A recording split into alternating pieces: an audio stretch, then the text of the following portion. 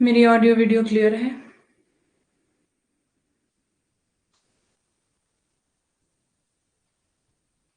आवाज आ रही मेरी?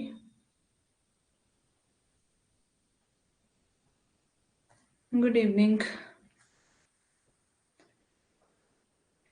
आवाज आ रही है?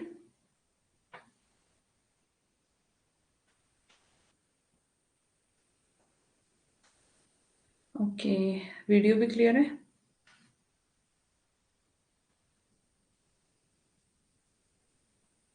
ठीक है। कैसे हैं सभी? कैसे चल रही है स्टडी? प्रीवियस ईयर के पेपर सॉल्व करने शुरू किए कि नहीं?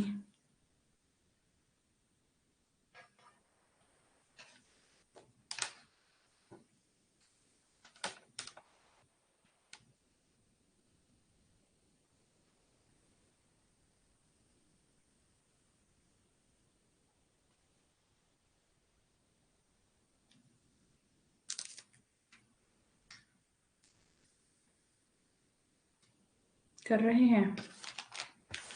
ठीक है। कोई दिक्कत तो नहीं आ रही है?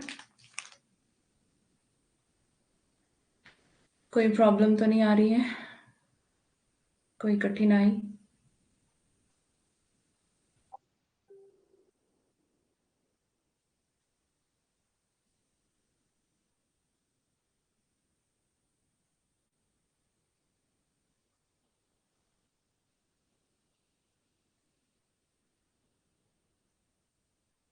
नहीं। ओके। चलिए ठीक है, पढ़ना शुरू करते हैं हम। आज बच्चे लेट है शायद, है ना? क्लास की नोटिफिकेशन तो गई है ना? Good afternoon Ankita. आज आप लेट क्यों? आपके एग्जाम कैसे हुए अंकिता?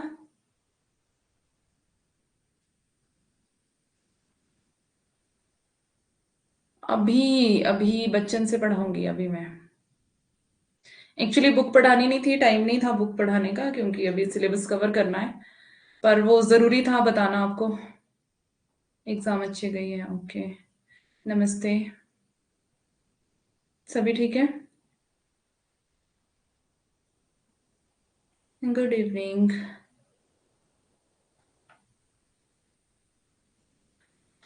हम्म। एग्जाम किसका था? अंकिता का एग्जाम था। बीएड का।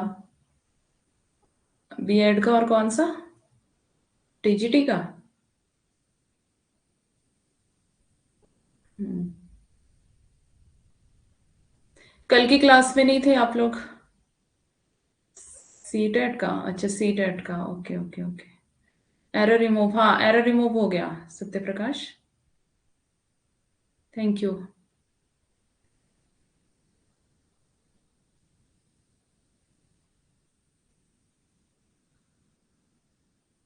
सीईटी।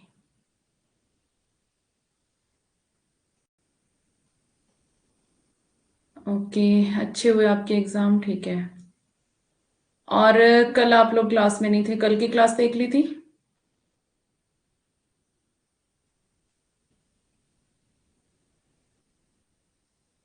कल की क्लास देखी थी?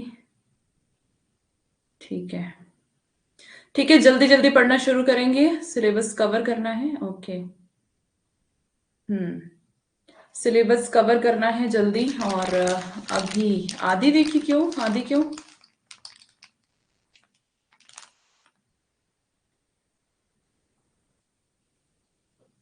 क्लासेस देखते रहें, साथ में लाइव क्लासेस देखते रहें, नोट्स बनाते रहें, और जिनकी पिछली क्लासेस देखने को है वो अलग से टाइम निकाल के पिछली क्लासेस देख के नोट्स बनाते रहें साथ में, है ना? काम आ गया था, ओके कोई बात नहीं। तो जरूरी है नोट्स बनाते रहें, नोट्स बनाना बहुत ज्यादा जरूरी है अगर आपको सारी चीजें याद रखनी है अच्छे से। तो नोट्स बनाते रहें, ठीक है? अभी कॉपी पेन निकाल लें। अभी मैं बच्चन से पढ़ा रही हूँ, क्योंकि थोड़ा सा रखा है अभी बच्चन से मैंने। ज्यादा टाइम लग रहा था। कुछ दिख नहीं रहा और वॉइस भी नहीं आ रही, क्यों पूनम? बाकी बच्चों को आ रही है वॉइस? ऑडियो वीडियो क्लियर है? Good evening Pinky. पूनम को कुछ दिखाई नहीं दे रहा, आवाज भी नहीं जा रही है। बाकी बच्चे बताएं, ठीक है सब? बंद करके चालू कर लो। अच्छा, हाँ, जिसको नहीं आ रही आवाज वो लेफ्ट करके फिर ज्वाइन करो दोबारा। हम्म, ठीक, हाँ आ रही है वॉइस। ओके पूनम, आप लेफ्ट करके दोबारा आ जाओ। Okay okay, Prachi. प्राची, आप न्यू स्टूडेंट हो?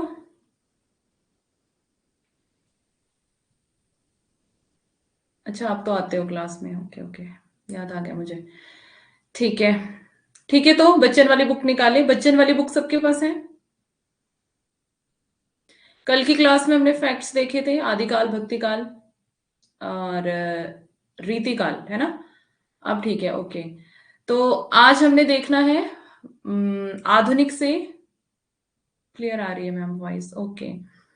तो आज हमने आधुनिक काल देखना है। आधुनिक काल से हम भारतेंदु युग पुनर्जागरण देखेंगे हम पहले। ठीक है?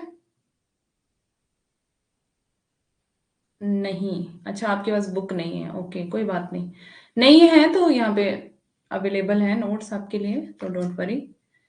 अगर है तो निकाल सकते हैं, नहीं है तो कोई बात नहीं, चिंता ना करें, है ना? हम्म, मैंने यहाँ पे बुक रखी है पूरी, मतलब पूरी तो नहीं है, जितना रख पाई उतना रखा है। और जब वो पूरा हो जाएगा फिर हम दूसरी वाली पीडीएफ में चलेंगे। उसमें पेज नंबर, पेज नंबर देखना पड़ेगा।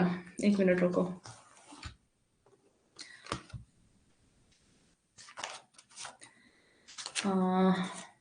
पेज नंबर तो वैसे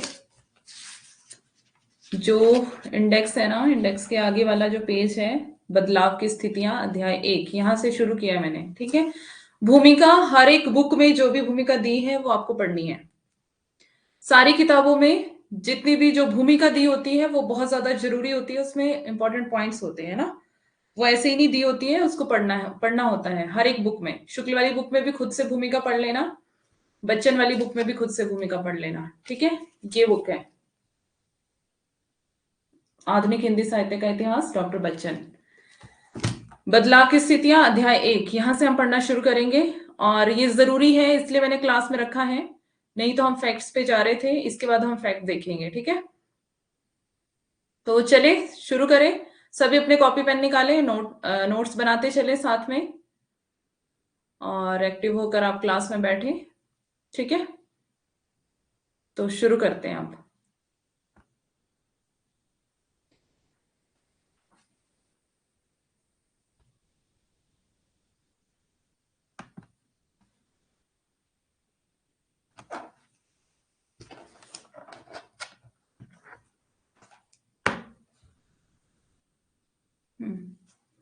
ओके, तो ये हमारा टेलीग्राम चैनल, जहाँ पे आपको एग्जाम से रिलेटेड अपडेट और एडमिट कार्ड और एग्जाम फॉर्म, सब कुछ यहाँ पे आपको अपडेट किया जाता है ना।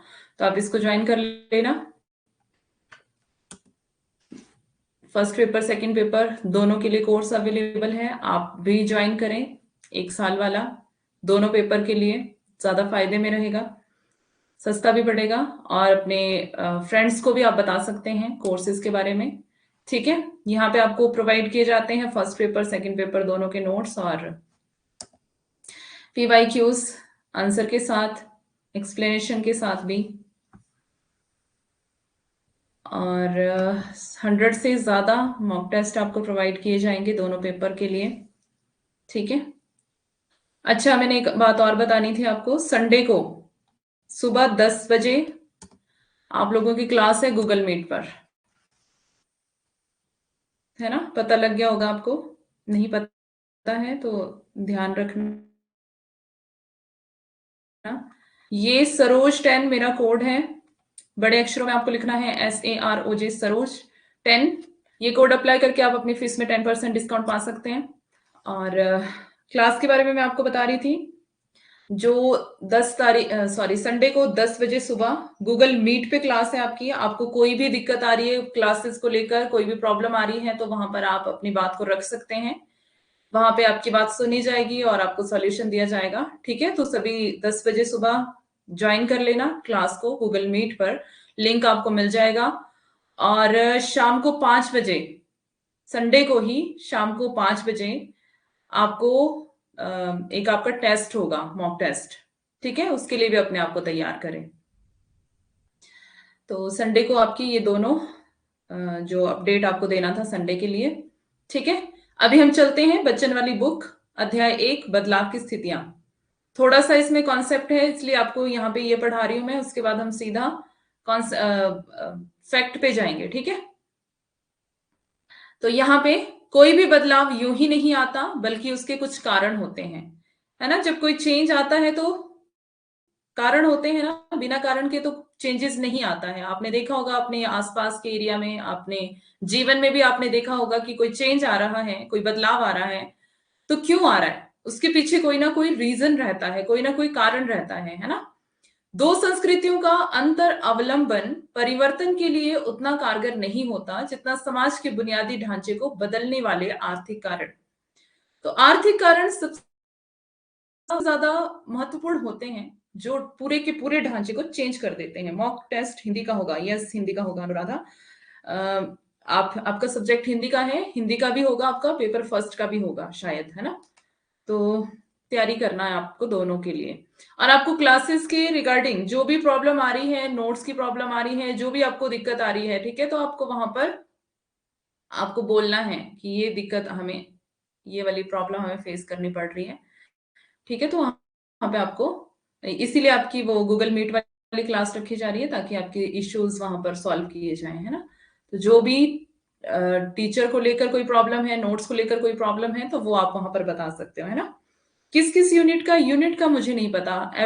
एक्चुअली जो यूनिट कवर कर ली है हमने, उसी का ही होगा। जितना कवर कर लिया है उसी का टेस्ट होगा आपका। ठीक है, शायद मैंने 21 क्वेश्चन बनाकर दिए हुए हैं, काफी पहले दे दिए, वैसे 2 हफ्ते पहले दे दिए शायद। तो वो आपके आदिकाल, भक्तिकाल और रीतिकाल से है। ठीक है, तो वही आपको पढ़ना है। जितना हमने पढ़ लिया है उसी में से मैंने जो मॉक टेस्ट मतलब 20 क्वेश्चंस बना के दिए हुए हैं, वो आदिकाल, भक्तिकाल, रीतिकाल के हैं। तो बाकी हमने भाषा पढ़ लिया है, वो भी आप देख लेना, क्योंकि आपको तैयारी तो करनी है ना एग्जाम के लिए, तो आप पढ़ोगे तो आपका फायदा होगा, है ना। तो पढ़ लेना, जितना ज्यादा पढ़ोगे आपके फायदे के लिए है। ये हम यहाँ पे पढ़ रहे थे, जितना समाज के बुनियादी ढांचे को बदलने वाले आर्थिक कारण, मतलब जो आर्थिक कारण होते हैं, सबसे ज्यादा चेंजेस वही लेकर आते हैं।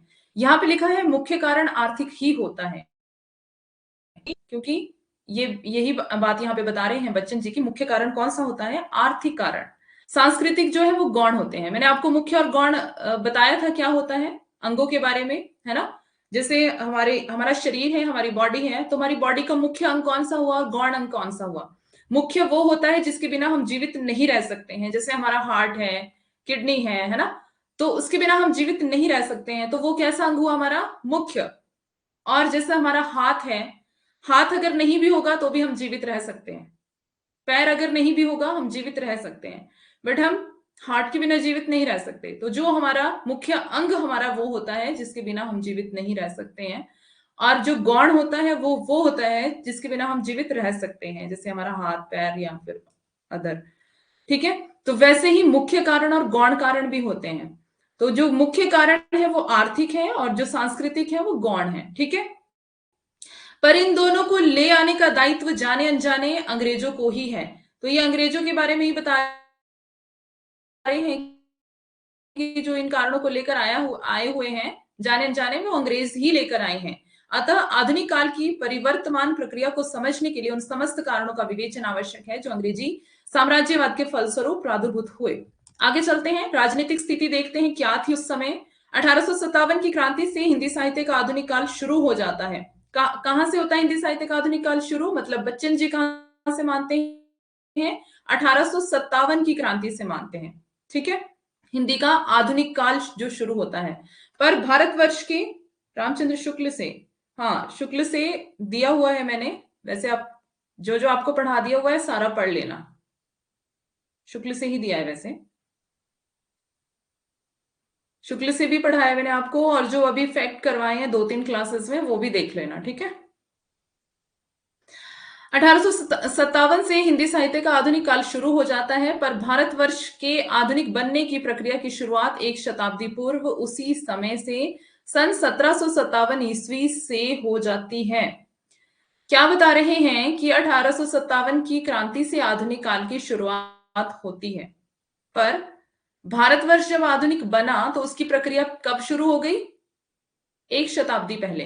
क्योंकि बदलाव तो धीरे धीरे आता है ना, एकदम से बदलाव नहीं आ जाता है ना, कि अभी हमने बदलाव लाना शुरू किया और एकदम से सब कुछ चेंज हो गया, एकदम से नहीं होता है, थोड़ा टाइम लगता है चेंज होने में। तो एक शताब्दी, शताब्दी मतलब 100 वर्ष, है ना। तो एक शताब्दी लग गई उसको चेंज होते होते। अगर हम अपनी लाइफ में भी कुछ चेंज करना चाहते हैं तो एकदम से नहीं होता ना, टाइम लगता है। तो उसी प्रकार से अगर हम समाज में कोई परिवर्तन चाहते हैं तो वो एकदम से नहीं हो जाता है कि हाँ अब 2-4 दिन में चेंज हो जाएगा, नहीं। यहाँ पे बता रहे हैं कि शुरुआत एक शताब्दी पहले ही हो गई थी, तब जाकर 1857 में ये हुआ, क्योंकि उस टाइम तो क्रांति चल पड़ी थी, है ना। आगे है, जब ईस्ट इंडिया कंपनी ने नवाब सिराजुद्दौला को प्लासी की लड़ाई से हराया था। ये इतिहास की बात है। सिराजुद्दौला की हार के बाद संपूर्ण बंगाल पर अंग्रेजों का अधिकार हो गया था। तो जब सिराजुद्दौला की हार हो गई तो पूरे बंगाल पर किसका अधिकार हो गया? अंग्रेजों का। अब अंग्रेजों का आधिपत्य हो गया, अंग्रेजों ने वहां पर कब्जा कर लिया। ठीक है, एक मिनट रुकना, मुझे ये डेट देखनी है क्या दिया है यहाँ पर बुक में। 1764, ये भी 64 ही है बट ठीक है। 1764 में बक्सर की लड़ाई में मुगल सम्राट शाह आलम भी पराजित हुआ। सन 1765 में कड़ा के युद्ध में उसकी रही सही शक्ति भी समाप्त हो गई। सम्राट ने अब बंगाल, बिहार और उड़ीसा की दीवानी अंग्रेजों को बख्श दी। किसी ने रेज हैंड किया है? बंगाल, बिहार और उड़ीसा, ये हम शुक्ल से पढ़ चुके हैं ना, देश के पूर्वी भाग, याद है आपको? याद रहना चाहिए, है ना। बहुत ज्यादा डिटेल में हमने शुक्ल को पढ़ा हुआ है। देश के पूर्वी भागों में,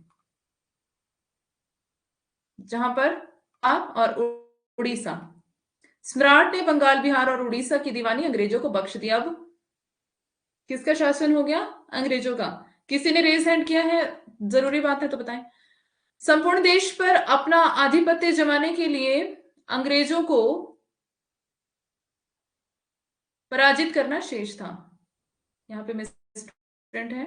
अंग्रेजों को पराजित करना शेष था। वे शक्तियां थी मराठे और सिख पंजाब की सीमा में थे।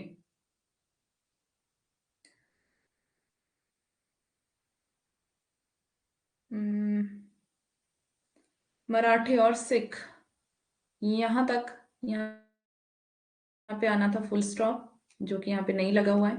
ठीक है, ये वाली अगली लाइन है, ये पंजाब की सीमा में थे। कौन? मराठे और सिख की बात कर रहे हैं। संपूर्ण देश पर अपना आधिपत्य यानी कि अधिकार, आधिपत्य क्या होता है? अधिकार। अधिपति जो होता है वो आधिपत्य यानी कि अधिपति राजा को कहते हैं ना, तो राजा क्या करता है? अधिकार।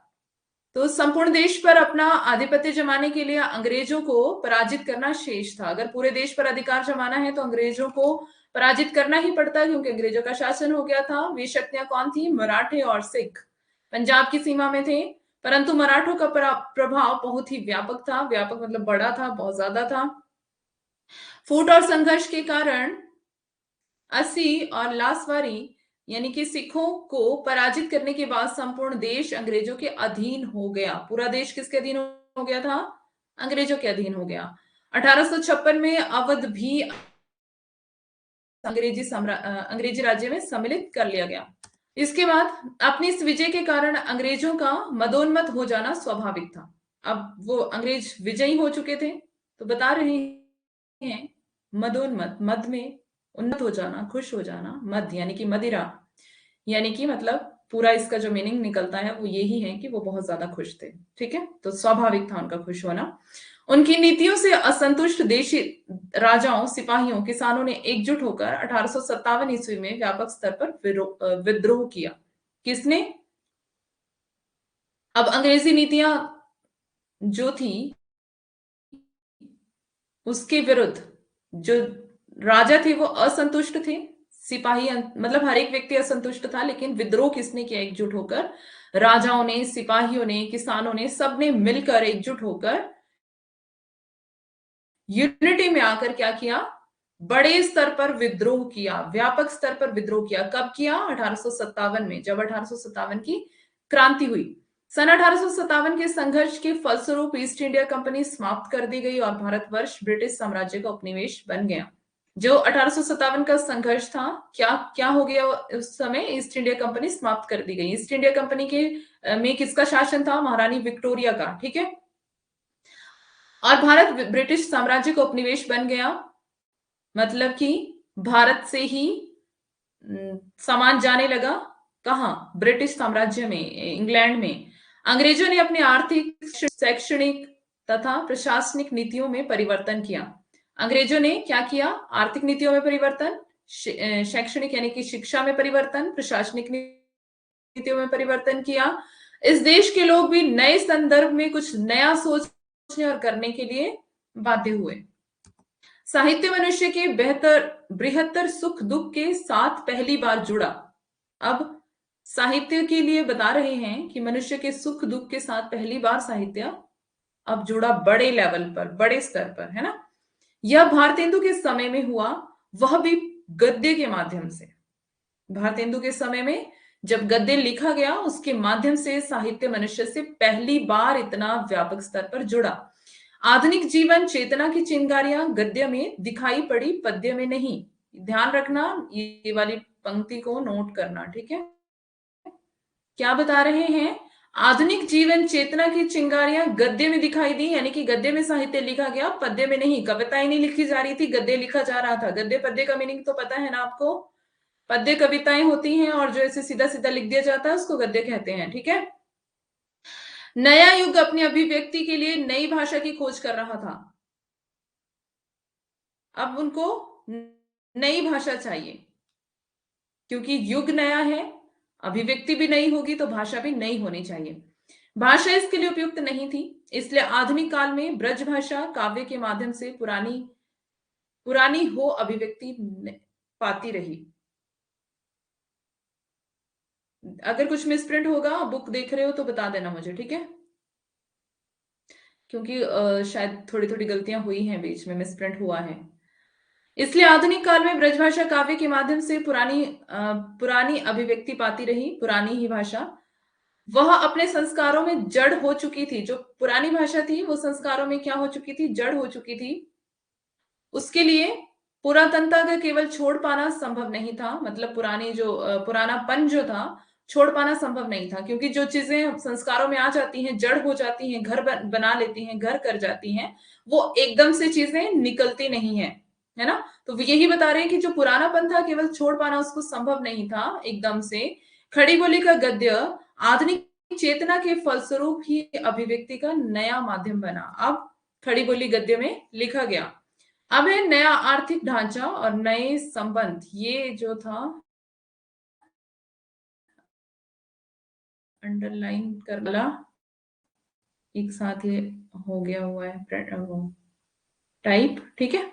तो देख लेना इसको, ये हेडिंग है नया आर्थिक ढांचा, नए संबंध। साहित्य का इतिहास बदलती हुई अभिरुचियों और संवेदनाओं का इतिहास है। अभिरुचियों होगा ना,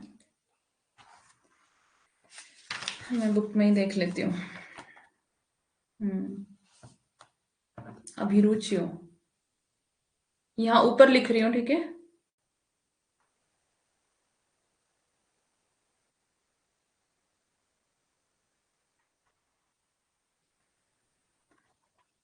अभिरुचि और संवेदनाओं के बदलाव का सीधा संबंध आर्थिक और चिंतनात्मक परिवर्तन से है। कुछ लोगों की दृष्टि में आर्थिक परिवर्तनों के साथ साहित्यिक परिवर्तनों का तालमेल बिठा देना ही साहित्य का इतिहास होता है। कुछ लोगों की दृष्टि की बात कर रहे हैं। कुछ लोगों की दृष्टि में आर्थिक परिवर्तनों के साथ साहित्यिक परिवर्तनों का तालमेल बिठा देना, मतलब दोनों का सामंजस्य स्थापित कर देना ही साहित्य का इतिहास होता है कुछ लोगों के अनुसार, लेकिन एक्चुअल परिभाषा ये नहीं है। कुछ लोग संस्कृति के धरातल पर ही अभिरुचियों का विकास क्रम निर्धारित करते हैं। वस्तुतः आर्थिक और सांस्कृतिक परिवर्तनों में पेचीदा संबंध है। स्थूल रूप से दोनों में कारण कार्य का संबंध स्थापित करके सरलीकरण नहीं किया जा सकता। अतः साहित्य इतिहास के संदर्भ में दोनों के संबंधों और देन का संबंधों और एक मिनट देख रही हूं मैं बुक में।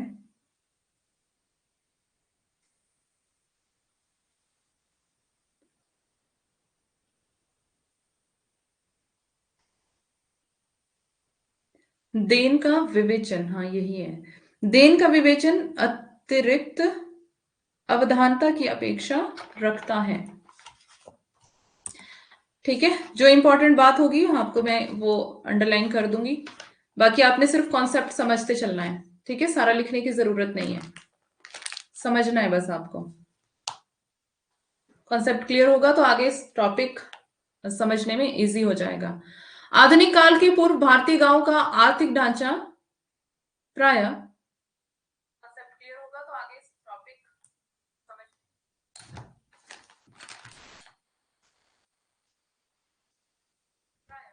एक मिनट रुकना।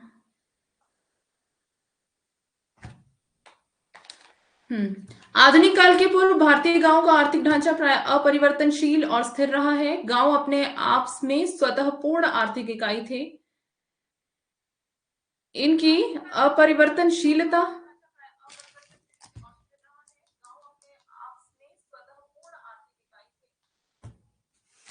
इनकी अपरिवर्तनशीलता की को लक्ष्य करते हुए सर चार्ल्स मेटकाफ ने लिखा है, गांव छोटे छोटे गणतंत्र थे। क्या था पहले? गांव जो थे वो छोटे छोटे गणतंत्र थे। उनकी अपनी आवश्यकताएं गांव में ही पूरी हो जाती थी। मतलब कि वो क्या करते थे, खुद ही कमा कर अपनी आवश्यकताओं को पूरा कर लेते थे, बाहर नहीं जाते थे, अपनी आवश्यकताओं को गांव में ही पूरा कर लेते थे। बाहरी दुनिया से उनका कोई संबंध नहीं था। बाहरी दुनिया से उनका कोई संबंध नहीं था। जो गांव के लोग थे गांव में ही अपनी जरूरतों को पूरा कर लेते थे, अपने खेतों में फसल उगाते थे, वही खा लेते थे, है ना।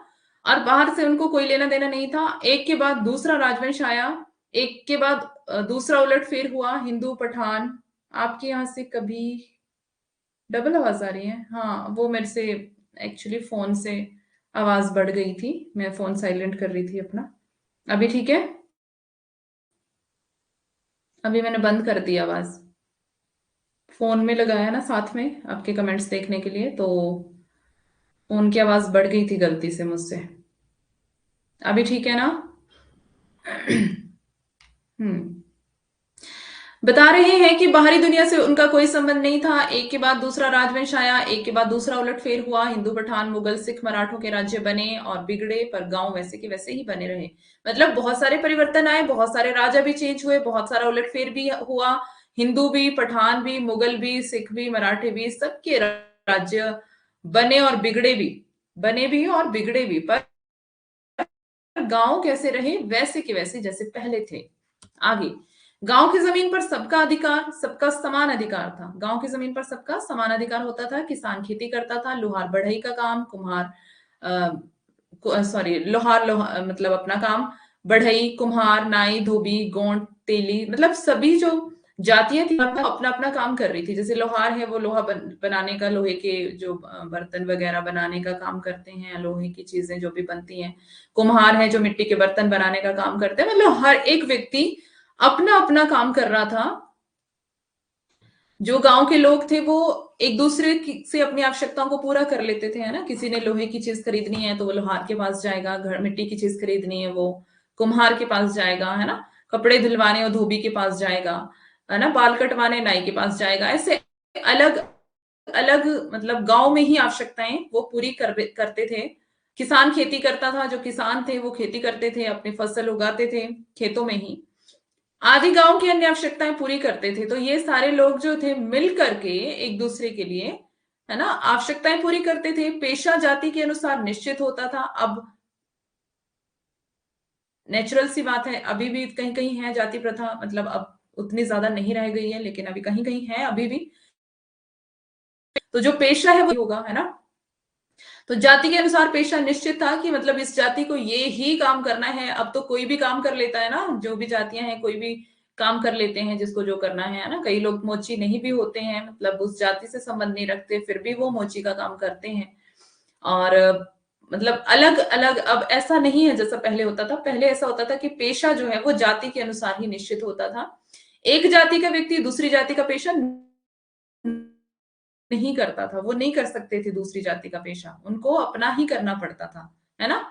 अगर लोहार है तो उसको लोहे लोहे का ही काम करना पड़ता था, वो बर्तन नहीं बना सकता था मिट्टी के, है ना। उसको कुम्हार मतलब कुम्हार का काम नहीं कर सकता था वो। तो ये बता रहे हैं कि निश्चित होता था पेशा पेशा जाति के अनुसार, और एक जाति का व्यक्ति दूसरी जाति का पेशा नहीं करता था, क्योंकि इसके लिए वह स्वतंत्र नहीं था, मतलब अधिकार नहीं था उसको करने का ये, ठीक है। नगर और गांव अपनी अपनी इकाइयों में पूर्ण और एक दूसरे से संबंध थे। नगर और गांव कैसे थे? अपनी अपनी इकाइयों में पूर्ण और एक दूसरे से असंबद्ध थे। अपना अपनी अपनी इकाइयों में पूर्ण थे। नगर अपने में पूर्ण पूर्ण है, उनको गांव वालों की जरूरत नहीं, और गांव जो है वो अपने में पूर्ण है, उनको शहर वालों की जरूरत नहीं। एक दूसरे से संबंधित नहीं थे, असंबंधित थे। नगर तीन तरह के थे: राजनीतिक महत्व के नगर, धार्मिक नगर और व्यापारिक नगर। अब तीन तरह के नगर हैं, जिसमें राजनीति जहां पर होती है वो अलग है, धार्मिक जो स्थल है वो अलग है, और जहां पर व्यापार किया जाता है वो अलग है। नगरों में मूल्यवान वस्तुओं का निर्माण होता था। अब जो नगर है वहां पर मूल्यवान वस्तुएं, सोना चांदी हीरे वगैरह बनाए जाते थे, है ना। इल्जटित आभूषणों, बारीक सूती रेशमी वस्त्रों, हाथी दांत की मीनाकारी, है ना। हाथी दांत की जो वो होती है कारीगरी होती है, बहुत ज्यादा महंगी होती है। हाथी दांत भी महंगे होते हैं। वस्त्रों की रंगाई आदि के लिए इस देश की अंतरराष्ट्रीय ख्याति थी। इस देश की मतलब भारत देश की बात कर रहे हैं, ठीक है। भारत देश की ख्याति थी उस समय, मतलब इन सारी चीजों को लेकर, महंगी मूल्यवान वस्तुओं को बनाने के लिए। पर इन वस्तुओं की खपत धनी वर्ग में होती थी। अब खरीदता कौन था, बनाता कौन था? वही जो धनी लोग हैं, विशेष रूप से राजाओं, महाराजाओं, सामंतों, श्रेष्ठियों आदि में। तो जो सामंत थे, राजा महाराजा थे, वही लोग, वहां पर इनकी खपत होती थी। उसके बाद आगे चलते हैं। नगरों का उद्योग सामान्य वस्तु का निर्माण नहीं करता था। गांव का घरेलू उद्योग अलग था और नगरों का अलग। दोनों की अलग अलग इकाइयां थी। अंग्रेज व्यापारियों ने इस देश को अपना बाजार बनाने के लिए यहाँ के बारीक धंधों को बहुत कुछ नष्ट कर दिया। क्या बता रहे हैं कि नगरों का उद्योग सामान्य वस्तु का निर्माण नहीं करता था, मतलब छोटी छोटी वस्तुओं का निर्माण नहीं, बल्कि बहुमूल्य वस्तुओं का ही निर्माण करता था, जो हमने पिछले स्लाइड में पढ़ा।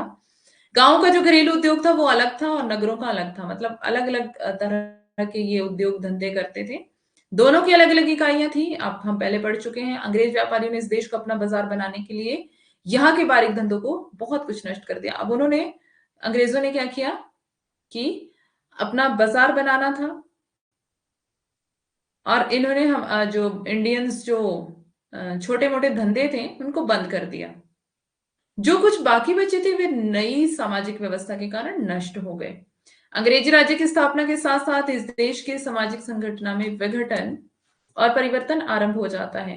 यूं अंग्रेजों की विजय की जिम्मेदारी यहां यहां तक स्थिर और आर्थिक व्यवस्था पर ही नहीं है। क्या है ये? और परिवर्तन आरंभ हो जाता है। यूं अंग्रेजों की विजय की जिम्मेदारी यहाँ की स्थिर आर्थिक व्यवस्था पर ही नहीं है, ठीक है। अनेक जातियों उपजातियों में विभक्त देश में पारस्परिक एकता का सर्वथा अभाव रहा। विदेशी मुसलमानों की विजय का कारण भी यही था, और अंग्रेजों की विजय का भी कारण यही था। आज भी एक सीमा तक देश का आधुनिकीकरण हो गया है। जाति के आधार पर चुनाव जीते जाते हैं, नियुक्तियां होती हैं। तो ये सब आज की डेट में भी होता है ना, जाति के आधार पर ही, पार्टी के आधार पर ही चुनाव होते हैं, जीते जाते हैं। नियुक्तियां भी जाति के आधार पर ही होती हैं। जो ऊंची जाति के लोग होते हैं वो वोट ले जाते हैं, है ना। और मतलब ये चलता रहता है, अभी भी चलता है, तब भी चलता था। पुरातन आर्थिक व्यवस्था के छिन्न भिन्न, ये न होगा, लिखा गया है यहाँ पर।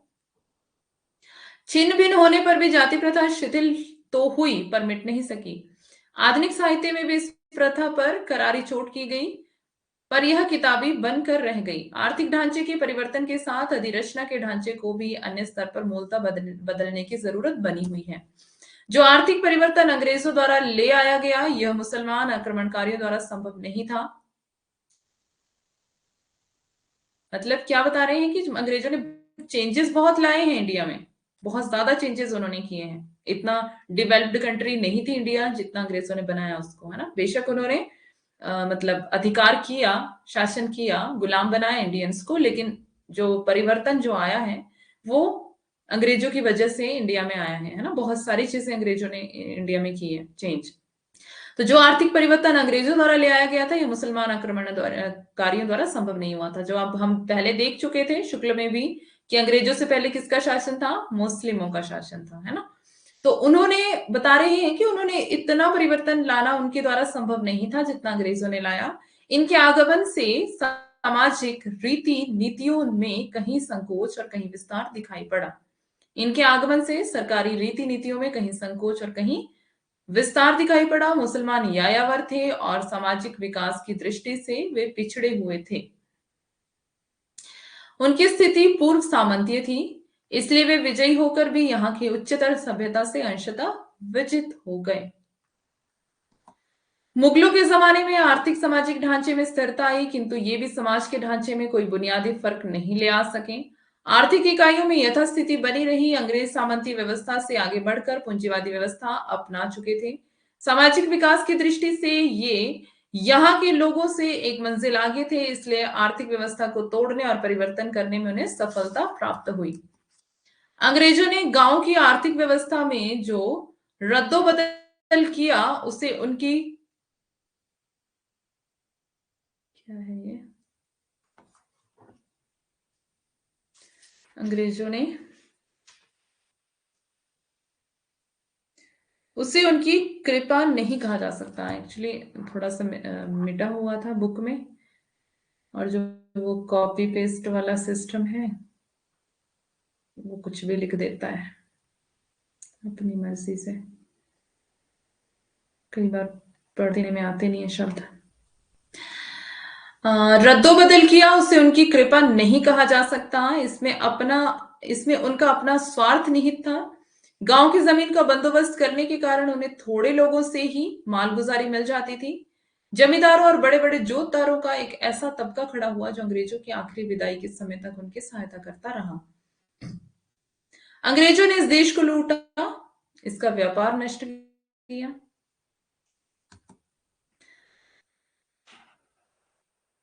भारतेंदु ने कविवचन सुधा, भारतेंदु की पत्रिका है कविवचन सुधा,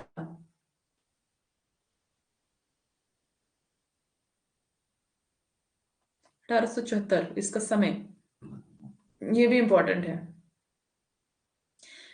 ठीक है, इनकी पत्रिका याद रखना। इनकी 3 पत्रिकाएं हैं, आगे आएंगी तो देख लेंगे। कृपा, हाँ, वो बुक में थोड़ा सा मतलब दिख नहीं रहा था, थोड़ा मिटा हुआ था, तो अभी मैंने वही सिस्टम अपनाया है, बुक से फोटो खींच के। तो फोटो से वो ले लेता है कुछ भी जो उसको समझ आता है। और कई बार पढ़ती तो हूं मैं, लेकिन कई बार कुछ चीजें रह जाती है ना जल्दी जल्दी में। भारतेंदु ने कविवचन सुधा 1874 में लिखा है। सरकारी पक्ष का कहना है कि हिंदुस्तान में पहले सब लोग लड़ते भिड़ते थे और आपस में गमनागमन ना हो सकता था। यह सरकार की कृपा से हुआ, यह सब सरकार की कृपा से हुआ। हिंदुस्तानियों का कहना है कि उद्योग और व्यापार बाकी ना रहा। तो उस समय उद्योग और व्यापार बाकी नहीं रह गया था, क्योंकि उन्होंने पहले तो छोटे छोटे उद्योग धंधे नष्ट किए, फिर बाद में धीरे धीरे मतलब पूरा व्यापार खत्म हो गया, है ना। इसीलिए भारतेंदु आगे कहते भी हैं, आगे उनकी पंक्तियां आएंगी कि व्यापार मिट गया है देश का, पार क्या है कलेश का, ऐसे करके वो पंक्तियां कहते हैं आगे। आगे हम बहुत सारी चीजें अभी देखेंगे, बहुत सारा अभी पढ़ने को है। रेल आदि से भी द्रव्य के बढ़ने की आशा नहीं है। रेलवे कंपनी वालों ने जो द्रव्य व्यय किया है उसका ब्याज सरकार को देना पड़ता है, और लेने वाले बहुधा विलायत के लोग हैं। विलायत के लोग मतलब समझ रहे हो, अंग्रेजों के लिए। कुल मिलाकर 26 करोड़ रुपया बाहर जाता है। 26 करोड़ रुपया, आप सोचो, करोड़ों रुपया बाहर जा रहा है। कहाँ है लॉर्ड कार्निवालिस ने सन 1793 में बंगाल, बिहार और उड़ीसा में जमींदारी प्रथा लागू की। बाद में बंबई, उत्तर प्रदेश और मध्य प्रदेश के कुछ इलाकों में भी यही व्यवस्था जारी की गई, यही जमींदारी प्रथा। ठीक है, आपने वो वाला उपन्यास पढ़ा है, गोदान? गोदान गोदान में ये जमींदारी प्रथा है। बाद में बंबई, उत्तर प्रदेश और मध्य प्रदेश के कुछ इलाकों में भी यही व्यवस्था जारी की गई। सन 1820 में सर टॉमस मुनरो ने इस्तमरारी बंदोबस्त लागू करके जमीन को व्यक्तिगत संपत्ति के रूप में बदल दिया। जमींदार और जोतदार दोनों ही जमीन का क्रय विक्रय करते रहे। इसके पहले जमीन को ना खरीदा जा सकता था ना बेचा जा सकता था, लेकिन इसके बाद ये भी प्रक्रिया शुरू हो गई खरीदने बेचने की भी, क्योंकि उस पर व्यक्ति का स्वामित्व नहीं था। खेत की व्यक्तिगत संपत्ति हो जाने पर खेती का व्यावसायिक हो जाना स्वाभाविक था। अब खेती भी कैसी हो गई? व्यावसायिक। खेती में भी व्यवसाय, बिजनेस। पहले कृषि का उत्पादन गांव में ही रह जाता था, मतलब गांव के लोग ही खेती करते थे, किंतु अब बाजारों में जानेगा कि जाएगा?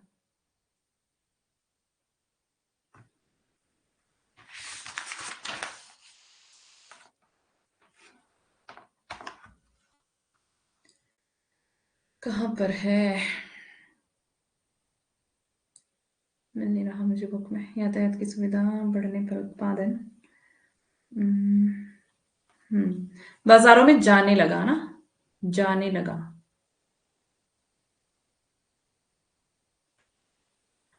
तो क्या बता रहे हैं कि पहले गांव में ही होता था कृषि, गांव में ही होती थी खेती बाड़ी, लेकिन अब बाजारों में भी जाने लगी। जाने लगा, मतलब कि अब जितना भी किसान खेती कर रहा है वो सारा सामान कहाँ जा रहा है? बाजारों में बिकने के लिए। यानी कि अब बिजनेस हो गया उसका भी, जो हम पहले देख चुके। यातायात की सुविधा बढ़ने पर उत्पादन की किस्म पर भी प्रभाव पड़ा। अब यातायात की सुविधा बढ़ गई क्योंकि अंग्रेजों ने काफी कुछ यातायात में भी सुधार किया। जो ट्रेन्स वगैरह चलाई हैं वो उन्हीं की चलाई हुई है ना। जो रेलवे लाइन जो बिछाई गई अंग्रेजों ने ही किया ये। तो यातायात की जब सुविधा बढ़ गई तो उत्पादन की जो किस्म थी उसमें भी प्रभाव पड़ा। अब अच्छा बीज बोया जाने लगा खेतों में। खेतों में उन वस्तुओं का उत्पादन अधिक अ, किया जाने लगा जो व्यवसाय की दृष्टि से अधिक लाभप्रद थी। रुपए के चलन में भी व्यावसायिकता में अभिवृद्धि हुई, पर किसानों की स्थिति अच्छी नहीं हो सकी। अब इतना किसान मेहनत कर रहा है कि स्थिति अच्छी नहीं थी। तो आज भी यही है, आज भी ऐसा ही होता है ना। किसान बहुत मेहनत करता है लेकिन स्थिति फिर भी उसकी वही रह जाती है जो थी। क्यों? क्योंकि पहले जो देश था वो किसका गुलाम था? अंग्रेजों का। बट अब किसका गुलाम है? सरकार का। उन्हें एक और सरकारी मालगुजारी अदा करने की परेशानी रहती थी, दूसरी ओर महाजन की ऋण अदायगी की। तो ये जो गोदान उपन्यास आप याद कर लेना। यहाँ पर मतलब सेम वही बात बता रहे हैं कि एक और तो सरकारी मालगुजारी अदा करने की परेशानी थी और दूसरी ओर महाजनी महाजन की जो ऋण को मतलब अदा करना होता था, उनका ऋण देना होता था, उनका कर्जा चुकाना होता था, तो वो करना पड़ता था। यह बेचारा इन दो पार्टों के बीच पिस रहा था। कौन? किसान। समय समय पर अंग्रेज मालगुजारी की दर बढ़ा दिया करते थे। अब वो दर बढ़ा रहे हैं, फलस्वरूप किसान महाजनों के चंगुल में बुरी तरह फंस जाता था। गोदान उपन्यास में बिल्कुल सेम टू सेम ऐसा दिया हुआ है। महाजनी सभ्यता का जाल फैलाने का श्रेय अंग्रेजों को ही है। आए दिन अकाल भी पड़ते रहते थे। अकाल पीड़ितों की रक्षा करने में अंग्रेज अधिकार असमर्थ थे। अधिकार नहीं, अधिकारी होगा। अंग्रेज अधिकारी असमर्थ थे। ठीक है। अकाल की ज्वाला में हजारों लोग भस्मीभूत हो जाया करते थे। कर के भारी बोझ और अकाल महामारी आदि की भयंकरता का प्रचुर उल्लेख भारतेंदु तथा उनके मंडल द्वारा लिखे गए साहित्य में मिलेगा। तो ये देखेंगे आगे। जब भूमि व्यक्तिगत संपत्ति हो गई और उत्पादन के वितरण का ढंग बदल गया तो पुराने सामाजिक संबंधों के स्थान पर नए सामाजिक संबंध अब बनने लगे। सामूहिक खेती के नष्ट होने के कारण संबंधों की रागात्मकता टूटने लगी। व्यक्ति के अपने अपने स्वार्थ हो गए, इसलिए अर्थ पर टिका हुआ स्वार्थ आत्मपरक हो गया। पूंजीवादी अर्थव्यवस्था में घटिया स्वार्थ का जन्म होता है और यांत्रिकता के कारण जो पूंजीवाद का अगला चरण है, अकेलेपन या एलिएशन का, पहले सरल ग्राम व्यवस्था में पारस्परिक झगड़ों का निपटारा पंचायतों में हो जाता था, किंतु नई अर्थव्यवस्था के कारण पारस्परिक संबंध जटिल हो गए। अब पंचायतों द्वारा उनका फैसला नहीं हो सकता था। पहले तो गांव में ऐसे होता था ना, पंचायतों में फैसले का निपटारा हो जाता था। अगर कोई भी आपसी लड़ाई झगड़े होते थे तो गांव में ही निपटा लिया जाता था, सरपंच ही जो है वो झगड़ों को निपटा देता था। ऐसी स्थिति में नई संस्थाओं का जन्म हुआ और पंचायतों के स्थान पर अब क्या बन गए? कोर्ट कचहरियां स्थापित हो गई। अब कोर्ट में जाओ, वहां पर करो, है ना। तो अब चेंज हो गया सिस्टम। पुरानी व्यवस्था में भी अलगाव था, किंतु वह अलगाव एक प्रकार का था और नई व्यवस्था में जो अलगाव आया वो दूसरी प्रकार का था। पहले एक गांव दूसरे गांव से और गांव शहर से अलग थे। साहित्य संस्कृति पर नागरिक संस्कृति की गहरी छाप थी। सबको एक सूत्रता प्रदान करने वाला तत्व धर्म ही था। अब सारी जनता को एक सूत्र में बांधना है, क्योंकि सारी जनता तो कैसी होगी? अलग अलग हो गई, बिखर गई है। अब एक सूत्र में बांधना है तो कैसे बांधेंगे? धर्म से। यही कारण था कि भक्तिकालीन काव्य नगर और गांव को समान रूप से प्रभावित कर सका। अब भक्ति में जब लोग आए तो फिर क्या हो गया? एक सूत्र में बंधने लगे। रीतिकालीन काव्य में गांव को नफरत की निगाह से देखा गया है।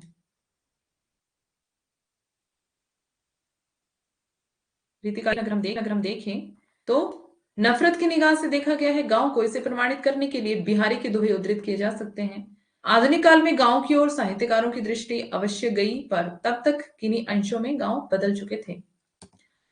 अंग्रेजों की नई व्यवस्था से जनता को घोर संकट का सामना करना पड़ा।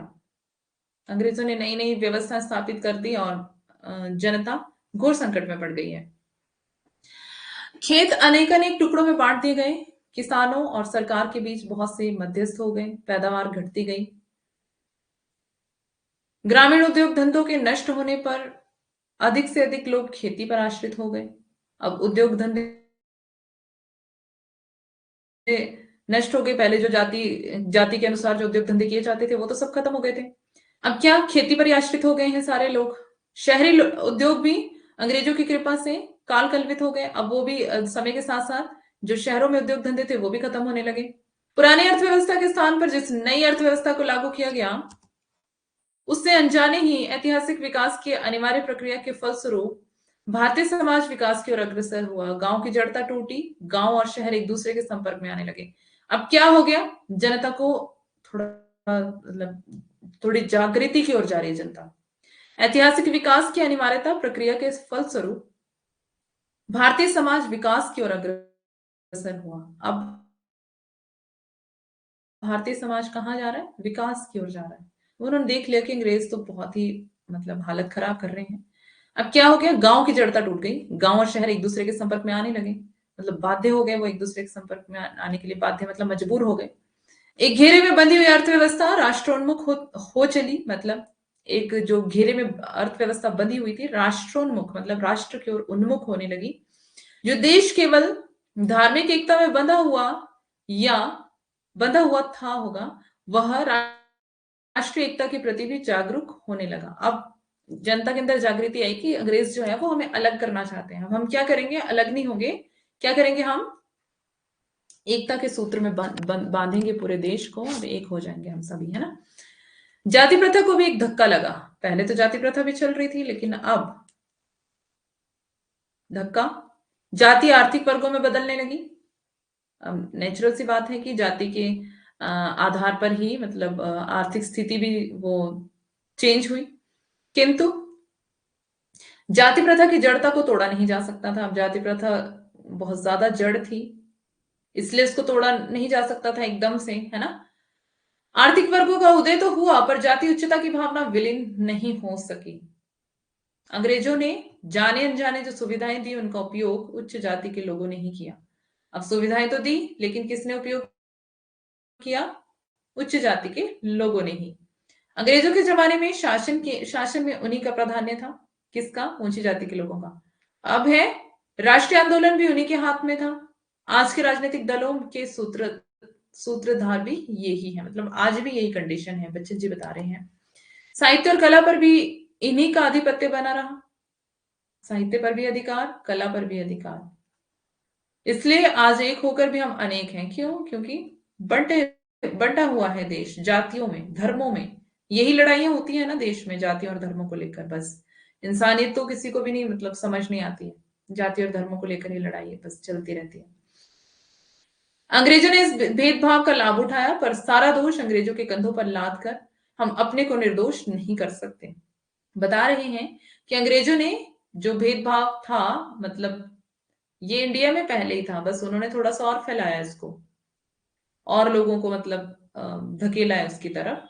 तो बता रहे हैं कि उन्होंने लाभ उठाया है उस चीज का कि ठीक है तुम भेदभाव कर रहे हो, करो, पर सारा दोष अंग्रेजों के कंधों पर नहीं लाद सकते हम, है ना। अपने आप को हम निर्दोष नहीं कह सकते, क्योंकि बुद्धि तो हर एक के अंदर होती है ना। अगर अंग्रेजों ने गुलाम भी बनाया तो बुद्धि तो इंडियंस के अंदर भी थी। जाति प्रथा शिथिल जरूर हुई, इसमें कोई संदेह नहीं है। नए आर्थिक वर्गों का जन्म हुआ, उच्च वर्ग और श्रमिक के अतिरिक्त एक नए मध्य वर्ग का उदय हुआ। आधुनिक काल में इस वर्ग की भूमिका ही सबसे अधिक क्रांतिकारी कही जाएगी। इस वर्ग के उदय का एक कारण था, एक कारण और था, क्या? नई शिक्षा। अब है शिक्षा का पश्चिमीकरण।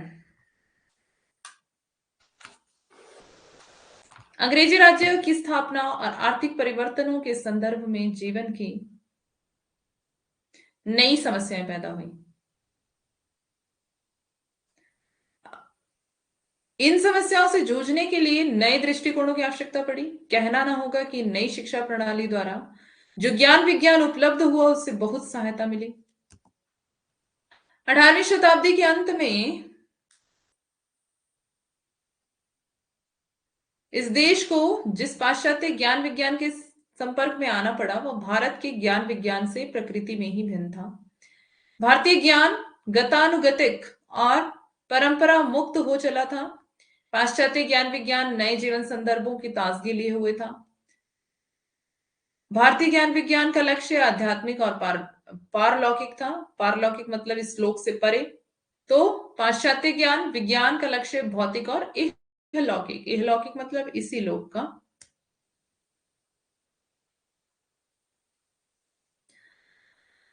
इस देश की विद्या वर्ग या जाति विशेष तक सीमित थी, पर पाश्चात्य विद्या सर्वसुलभ थी।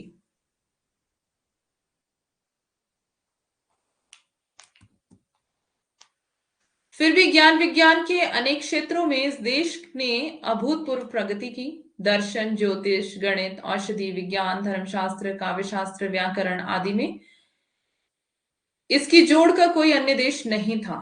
किसके लिए बता रहे हैं? इंडिया के लिए बता रहे हैं। पर अब नहीं, सॉरी, अब उन्हीं को दोहराया जा रहा था। नई उद्भावनाओं का मार्ग अवरुद्ध हो चला था।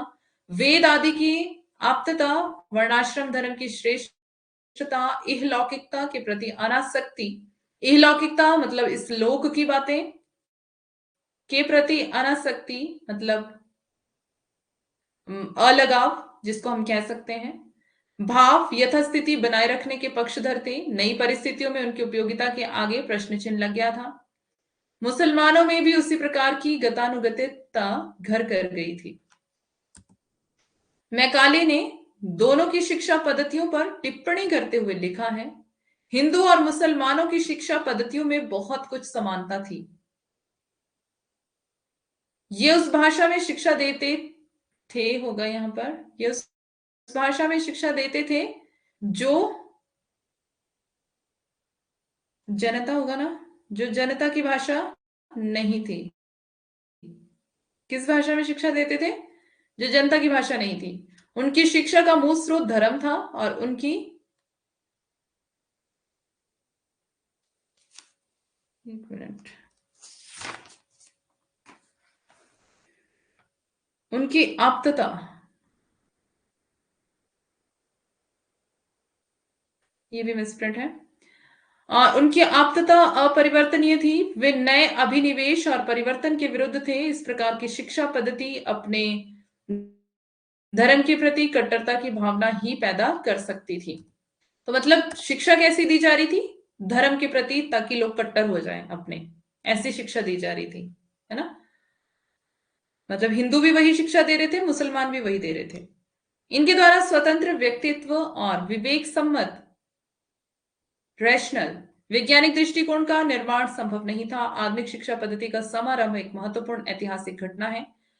आधुनिक होने की दिशा में यह एक गत्यात्मक प्रयत्न माना जा सकता है। गत्यात्मक मतलब जिसमें गतिशीलता हो।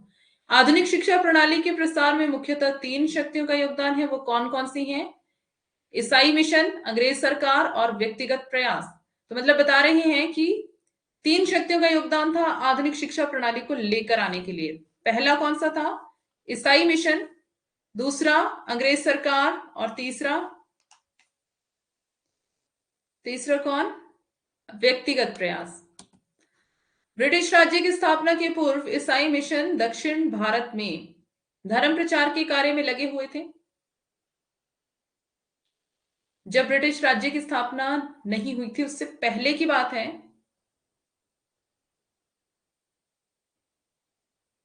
मेरी वीडियो आ रही है क्या? मुझे अपनी वीडियो दिखाई नहीं दे रही है। क्लियर है?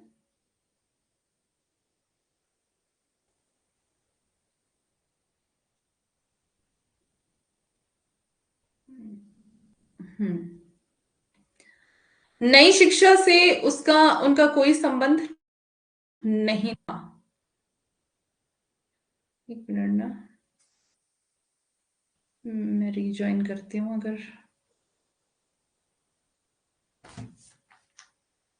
हाँ, ठीक है। ब्रिटिश राज्य की स्थापना के पूर्व ईसाई मिशन दक्षिण भारत में धर्म प्रचार के कार्य में लगे हुए थे। नई शिक्षा से उनका कोई संबंध नहीं था। प्लासी युद्ध के बाद सन 1758 में डेनिश मिशन कलकत्ता आया है, परंतु इसका क्रियाकलाप भी सीमित रहा। 1893 में मिशनरियों का दूसरा महत्वपूर्ण दल कलकत्ते पहुंचा। मिशनरी वही ईसाई मिशनरी जो थे, उनका दूसरा दल कहां पहुंचा? कलकत्ता। कैरे यानी कि विलियम कैरे और उनके 2 सहयोगियों ने जो उस मिशन के से संबंधित थे, नए बंगाल के निर्माण में महत्वपूर्ण भूमिका निभाई। तो सबसे पहले कहां पर आए थे ईसाई मिशनरी? कलकत्ता में। पहले तो दक्षिण बताया यहां पर साउथ में, उसके बाद कलकत्ता में जो दूसरा दल था उनका वो कलकत्ता में आया। विलियम कैरे और उनके 2 सहयोगी उनके साथ थे जो इस मिशन से संबंधित थे और नए बंगाल के निर्माण में उन तीनों ने महत्वपूर्ण भूमिका निभाई। विलियम कैरे जिन्होंने बाइबल का अनुवाद किया है, ठीक है, ये भी पूछा जाता है बाइबल का अनुवाद किसने किया है, तो आपको याद रखना है विलियम कैरे। विलियम कैरे या विलियम कैरी भी हो सकता है, ठीक है। तो उनके साथ 2 सहभागी थे उनके, उन्होंने भी उनके साथ इस मिशन में सहयोग दिया और नए बंगाल का निर्माण किया, ठीक है। बंगला, ये क्या है?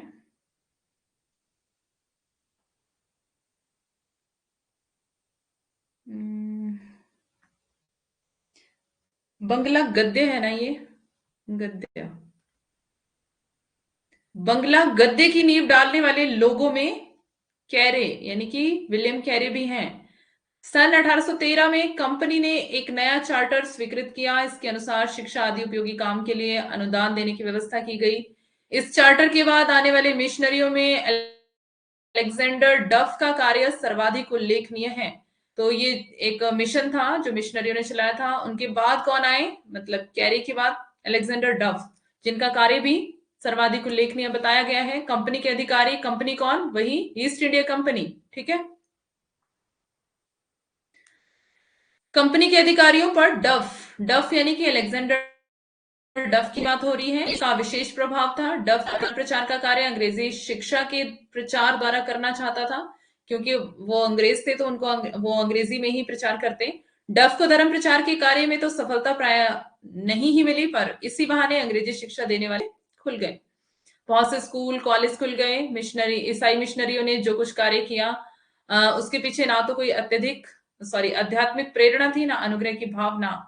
वे ईसाई धर्म प्रचार में लगे हुए थे। आगे है, अपने धर्म के प्रचारार्थ उन्होंने हिंदू और मुसलमानों के धर्मों पर निसंकोच आक्रमण किया और उनकी निंदा की। प्रत्येक मिशन स्कूल में ईसाई धर्म की शिक्षा अनिवार्य थी, क्योंकि वो स्कूल ही उन्होंने खुलवाए थे, है ना। तो स्कूलों का सबसे पहले ओपनिंग ही उन्होंने की थी ईसाई मिशनरियों ने। तो वहां पर ईसाई धर्म की शिक्षा अनिवार्य थी। उनका विश्वास था कि प्रत्येक अध्यापक विज्ञान और गणित पढ़ाते हुए प्रकारांतर से भारतीय धर्मों को तोड़ने में मदद करता है। पर आंकड़ों से जाहिर है कि बहुत कम लोग ईसाई धर्म की श्रेष्ठता से प्रभावित होकर उसमें दीक्षित हुए। जिन लोगों ने उस धर्म को स्वीकार किया, उन लोगों को प्रेरणा देने वाली वस्तु धर्म की श्रेष्ठता नहीं, अर्थ की श्रेष्ठता। अर्थ मतलब धन, पैसा। क्या बताया यहां पर कि जिन लोगों ने धर्म को स्वीकार किया, उन लोगों को प्रेरणा देने वाली वस्तु धर्म की श्रेष्ठता नहीं थी, धन की श्रेष्ठता थी।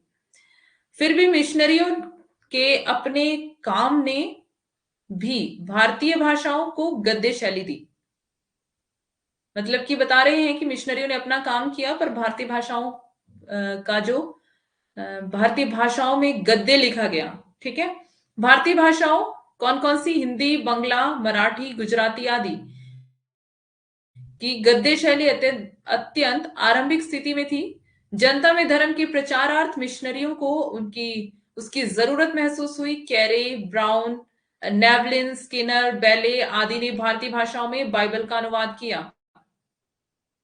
तो इन सब का नाम यहां पर बताया हुआ है, कैरे का, ब्राउन का, नेवलिन का, स्किनर का, बेले का। लेकिन जो अगर आपको एग्जाम में पूछा जाए कि बाइबल का अनुवाद किसने किया है, तो आपको कैरे का नाम बताना है। और जो बाकी यहाँ पे बताया है कि अलग अलग भाषाओं में जो अनुवाद हुए हैं, उन सब में इन सब का नाम है। ठीक है, स्कूलों में पढ़ाने के लिए उन्हें पाठ्य पुस्तकें भी लिखनी पड़ी, क्योंकि अगर वो स्कूलों में पढ़ाते थे तो उसी लैंग्वेज में उन्होंने पाठ्य पुस्तकें लिखी। भारतीय धर्म पुराण आदि को भी उन्होंने विवरणात्मक गद्य में प्रस्तुत किया। अब उन्होंने भारतीय धर्मों का, पुराणों का भी अनुवाद किया, सिर्फ बाइबल का ही नहीं। स्त्री शिक्षा में प्रसार, स्त्री शिक्षा के प्रसार में भी उनका महत्वपूर्ण योग है। मतलब कि पहले तो औरतों को शिक्षा नहीं दी जाती थी, तो उन्होंने ही एक मतलब एक मिशन ऐसा चलाया कि वहां पर स्त्री शिक्षा को भी महत्वपूर्ण बताया। सरकारी प्रयास, अपनी विकृतियों के बावजूद मिशनरियों ने लोगों को, सरकारी प्रयास, ये हेडिंग तो नहीं है ना? हाँ, हेडिंग होगा ये। ठीक है, इसको मैं हाईलाइट कर रही हूं, तो ध्यान देना। अपनी विकृतियों के बावजूद मिशनरियों ने लोगों को अंग्रेजी शिक्षा की ओर आकृष्ट किया। कई दृष्टियों से उसकी उपयोगिता सिद्ध हो रही थी। इस भाषा के माध्यम से अंग्रेज व्यापारियों से विचार विनिमय में सुविधा होती थी। अंग्रेजी जानने वाले लोगों को विदेशी फर्मों और कंपनी के प्रशासन में नौकरी पाना सरल था। तो जिन लोगों को अंग्रेजी आती थी, वो विदेशी फर्मों में भी नौकरी पा सकते थे, और कंपनी के प्रशासन यानी कि ईस्ट इंडिया कंपनी के शासन में भी उनको नौकरी पाना सरल था, आसान था। 1765 से 1813 ईस्वी तक ईस्ट इंडिया कंपनी ने शिक्षा के क्षेत्र में कुछ भी नहीं किया। ईस्ट इंडिया कंपनी की बात कर रहे हैं कि उन्होंने इतने सालों में 1765 से 1813 ईस्वी तक उनका शासन रहा, लेकिन उन्होंने शिक्षा के क्षेत्र में कुछ नहीं किया। किया किसने? अंग्रेज मिशनरियों ने। किंतु वॉरेन हेस्टिंग्स को मुसलमानों के तुष्टीकरण के लिए कलकत्ता मदरसा 1780, कलकत्ता मदरसा का समय 1780, ये खोलना पड़ा उनको। इसी प्रकार बनारस के रेजिडेंट ने सन 1791 में बनारस संस्कृत कॉलेज की नींव डाली। अब बनारस में संस्कृत कॉलेज खोला गया। कलकत्ते का फोर्ट विलियम कॉलेज, कलकत्ते का फोर्ट विलियम कॉलेज का समय कितना है? 1801, ये इसका समय पूछा जाता है। ठीक है, इंपॉर्टेंट है। फोर्ट विलियम कॉलेज का समय 1801 मुख्यतः कंपनी के सिविल सर्वेंट्स को अंग्रेजी शिक्षा देने के लिए खोला गया था। किंतु यहाँ के अध्यापकों से देशी भाषा में पाठ्य पुस्तकें, कोश, व्याकरण तैयार करने का काम भी लिया गया, यह यहाँ के अध्यापकों से। इस कॉलेज की मुख्य, क्या होगा यहाँ पर, मिसप्रिंट हो गया है यहाँ पर भी।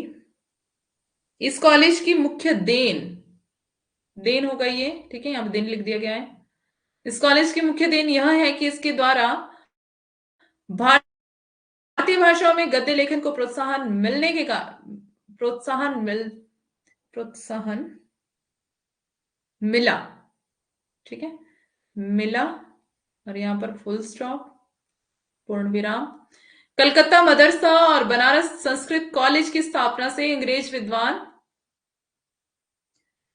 प्राच्य भाषा, प्राच्य भाषा किसको बोलते हैं? प्राच्य भाषा, यहां पर लिख रही हूं, ठीक है। प्राच्य भाषा, प्राच्य मतलब, प्राच्य का मतलब होता है प्राचीन, प्राचीन मतलब पुरानी, और प्राचीन भाषा किसको कहा जाता है? संस्कृत को। संस्कृत को ही सारी भाषाओं की जननी माना जाता है ना। संस्कृत से पाली, पाली से प्राकृत, प्राकृत से अभ्रंश, अभ्रंश से हिंदी, है ना। तो प्राच्य भाषा में अभिरुचि लेने लगे। क्या बता रहा है, क्या बताया यहाँ पर? कलकत्ता मदरसा और बनारस संस्कृत कॉलेज की स्थापना से अंग्रेज विद्वान जो थे वो प्राच्य भाषा में रुचि लेने लगे। विलियम जोन्स ने संस्कृत के लिए बहुत कुछ किया, पर संस्कृत और अरबी फारसी की शिक्षा का रोजी रोटी से कोई संबंध नहीं रह गया था, इसलिए प्रगतिशील विचारक इसके पक्ष में नहीं थे। किंतु युद्धों में उलझे रहने के कारण 1823 तक कंपनी इस दिशा में कुछ नहीं कर सकी। मतलब कंपनी का कोई ज्यादा योगदान नहीं था, बता रहे हैं। कंपनी पता है, ईस्ट इंडिया कंपनी, मैं बार बार बोल रही हूँ। सन 1823 में कंपनी ने कलकत्ता में एक लोक शिक्षा समिति संगठित की। लोक शिक्षा के संबंध में इस समिति को सुझाव देना था। इस समिति में दो विचारधाराओं के लोग थे, H.L. विल्सन और H.T. प्रिंसप प्राच्य भाषाओं के समर्थक थे। इन्होंने कलकत्ता के मदरसे और बनारस के संस्कृत हो गई है,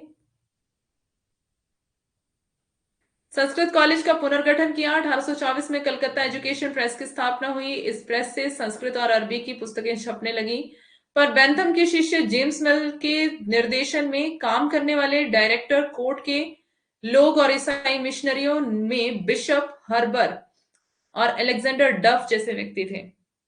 प्राचीन भाषा, यस। राजा राममोहन राय ने लॉर्ड लॉर्ड एमहर्स्ट को पत्र लिखते हुए कलकत्ता संस्कृत कॉलेज की स्थापना का विरोध किया। अब राजा राममोहन राय इस कॉलेज की स्थापना का विरोध कर रहे हैं। उन्होंने लिखा कि व्याकरण की बारीकियों और वेदांत मीमांसा न्याय को कंठस्थ होता है, याद करना, कंठस्थ करने में नवयुवकों के 1 दर्जन वर्ष नष्ट करना अच्छा नहीं है।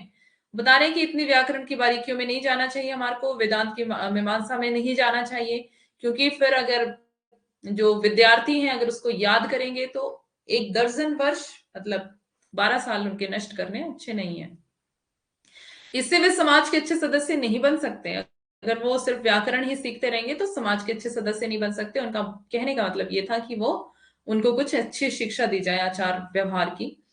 इन विषयों के स्थान पर उन्हें प्राकृतिक या फिर हाँ, ये बता रहे हैं कि उन विषयों के स्थान पर इनको कैसी शिक्षा देनी चाहिए? प्राकृतिक विज्ञान की, रसायन शास्त्र की, गणित की,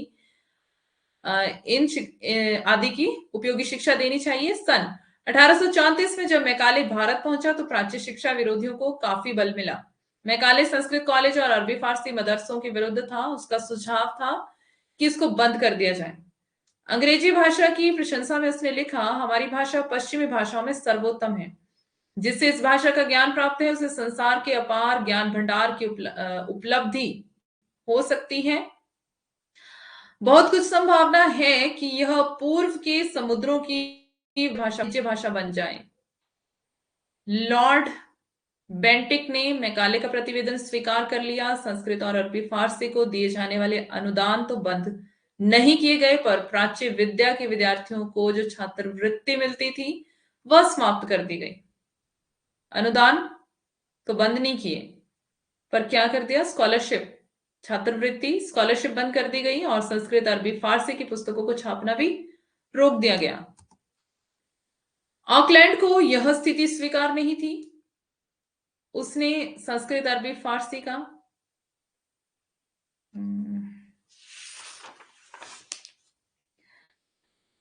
उसने संस्कृत अरबी फारसी पुस्तकों का छपना जारी कर दिया।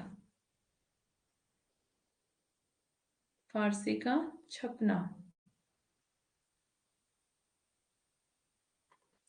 जारी कर दिया, पर बेंटिक की पाश्चात्य शिक्षा की संस्तुति उसे ज्यों की त्यों मान्य थी। इस समय दो प्रश्न प्रमुख रूप से सामने आए, शिक्षा का माध्यम और जनता में शिक्षा का प्रचार प्रसार। ये दोनों प्रश्न देश की संस्कृति, राजनीति और समाज के साथ व्यापक रूप से जुड़े हुए थे। शिक्षा के माध्यम के संबंध में 3 विकल्प थे।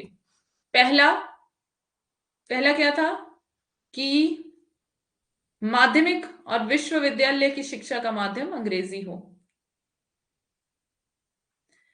दूसरा, संस्कृत, अरबी, फारसी हो। और तीसरा यह कि बोलचाल की भाषा बांग्ला, हिंदी, मराठी, गुजराती, उर्दू आदि हो। चार्ल्स ग्रांट पहले मत के समर्थक थे। मैकाले ने बोलचाल की भाषा को शिक्षा माध्यम के रूप में असमर्थ घोषित किया। संस्कृत अरबी के विषय में उसने जो कुछ कहा उससे उसका अज्ञान प्रकट होता है। जो भी हो, अंग्रेजी भाषा शिक्षा माध्यम के रूप में स्वीकार कर ली गई। बोलचाल की भाषा को शिक्षा का माध्यम ना स्वीकार करने का निर्णय अत्यंत दुर्भाग्यपूर्ण कहा जाएगा। तो मतलब बोलचाल की भाषा शिक्षा माध्यम में नहीं रखी गई। अंग्रेजों में भी विल्सन और शेक्सपियर जैसे व्यक्तियों ने देशी भाषाओं की उपयोगिता का समर्थन किया। शिक्षा समिति के एक भारतीय सदस्य जगन्नाथ सेठ ने 1847 में अपने विचार प्रकट करते हुए लिखा है, वह अनेक दृष्टियों से महत्वपूर्ण है। यदि हमारा उद्देश्य भारतीय जनता का ज्ञानवर्धन मतलब ज्ञान को बढ़ाना है और उनके मस्तिष्क का परिष्कार करना है, तो हमें उनकी अपनी भाषा में शिक्षा देनी चाहिए। क्योंकि अब अंग्रेजी तो उनको समझ नहीं आएगी, तो जो लैंग्वेज उनको समझ आ रही है उसी में उनको समझाया जाए, तभी उनके ज्ञान में वृद्धि होगी और उनका मस्तिष्क जो है वो परिष्कृत होगा। स्त्री शिक्षा के लिए और दूसरा कौन सा उपाय हो सकता है?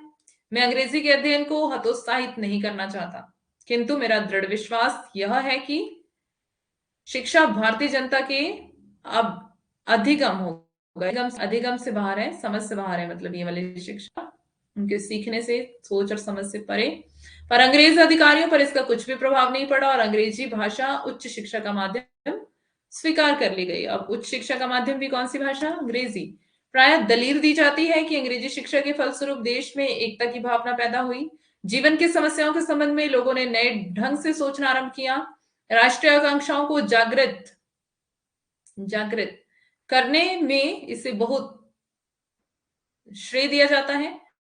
प्रश्न यह है कि देशी भाषाओं के माध्यम से शिक्षा देने से क्या इन उद्देश्यों की पूर्ति ना होती? वस्तुतः यदि अंग्रेज अधिकारियों ने देशी भाषा का माध्यम अपनाया होता तो राष्ट्रीयता की भावना और भी जल्दी उत्पन्न होती। शिक्षा के इतना अधिक फैल जाने पर भी इस देश का आधुनिकीकरण नहीं हो पाया। शिक्षा फैल रही है लेकिन देश जो है वो आधुनिकता की ओर नहीं बढ़ रहा। अधिकांश लोग निरक्षर और जाहिल हैं। अभी भी लोग अनपढ़ हैं, जाहिल हैं। आज भी जनता की जहालत का फायदा उठाकर कभी धर्म के नाम पर, कभी जाति के नाम पर पढ़े लिखे लोग अपना उल्लू सीधा कर रहे हैं। तो ये आज भी होता ही है। पर उस समय इस शिक्षा के माध्यम से जिस बौद्धिक मध्य वर्ग का उदय हुआ उसके आदर्श ऊंचे थे। आगे चलकर इन्होंने इसका उपयोग राष्ट्रीय संस्कृति विचारों के प्रसार में किया। सन 1853 में कंपनी के आज्ञा पत्र का नवीनीकरण होने वाला था। ब्रिटिश संसद ने भारत में स्थायी शिक्षा नीति निर्धारित करने के सिलसिले में एक संसदीय समिति बना दी। इसके फलस्वरूप 1854 में वुड घोषणा पत्र प्रकाशित हुआ। कुछ लोगों का कहना है कि इस घोषणा पत्र को जॉन स्टुअर्ट मिल ने तैयार किया था। इसके अनुसार जनसमूह को शिक्षित करने का प्रयत्न आरंभ हुआ। विश्वविद्यालयों की स्थापना हुई और प्राथमिक और माध्यमिक शिक्षा को प्रोत्साहन मिला। प्रत्येक प्रांत में शिक्षा विभाग स्थापित किए गए, मतलब शिक्षा का जो लेवल है वो बढ़ता जा रहा है, जिससे शिक्षा को एक सामान्य स्तर पर प्रतिष्ठित करने में सुविधा हो गई। अब देखते हैं उत्तर भारत में शिक्षा कैसे आई। बंगाल की तरह उत्तर भारत में लोग अंग्रेजी शिक्षा की ओर उन्मुख नहीं हुए। मतलब बंगाल में ज्यादा हो गए थे लोग अंग्रेजी शिक्षा की ओर उन्मुख।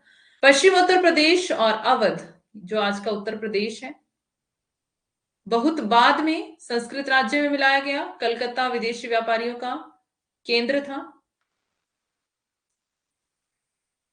कलकत्ता विदेशी व्यापारियों का केंद्र था।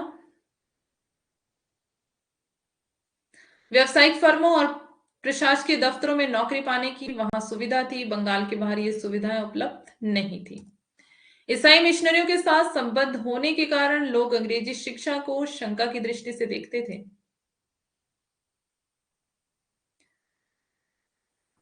बिहार में इसके प्रति कोई उत्साह नहीं दिखाई दिया। बंगाल के लेफ्टिनेंट गवर्नर की एक विज्ञप्ति जो 1858 से पता चलता है कि पटना के स्कूलों के इंस्पेक्टर जनरल के कार्यालय को वहां के लोग शैतान का दफ्तर खाना कहते थे। उत्तर प्रदेश में अनेक अंग्रेजी स्कूल कॉलेजों के खोले जाने के बावजूद कोई खास प्रगति नहीं हुई। शिक्षा में पिछड़े रहने के कारण उत्तर भारत के सांस्कृतिक विकास में भी गत्यावरोध आया, मतलब गति में अवरोध, रुकावट, जिसमें समय लगा।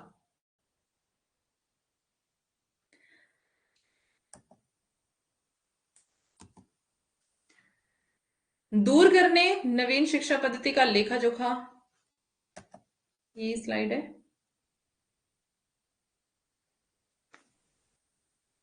समय लगा।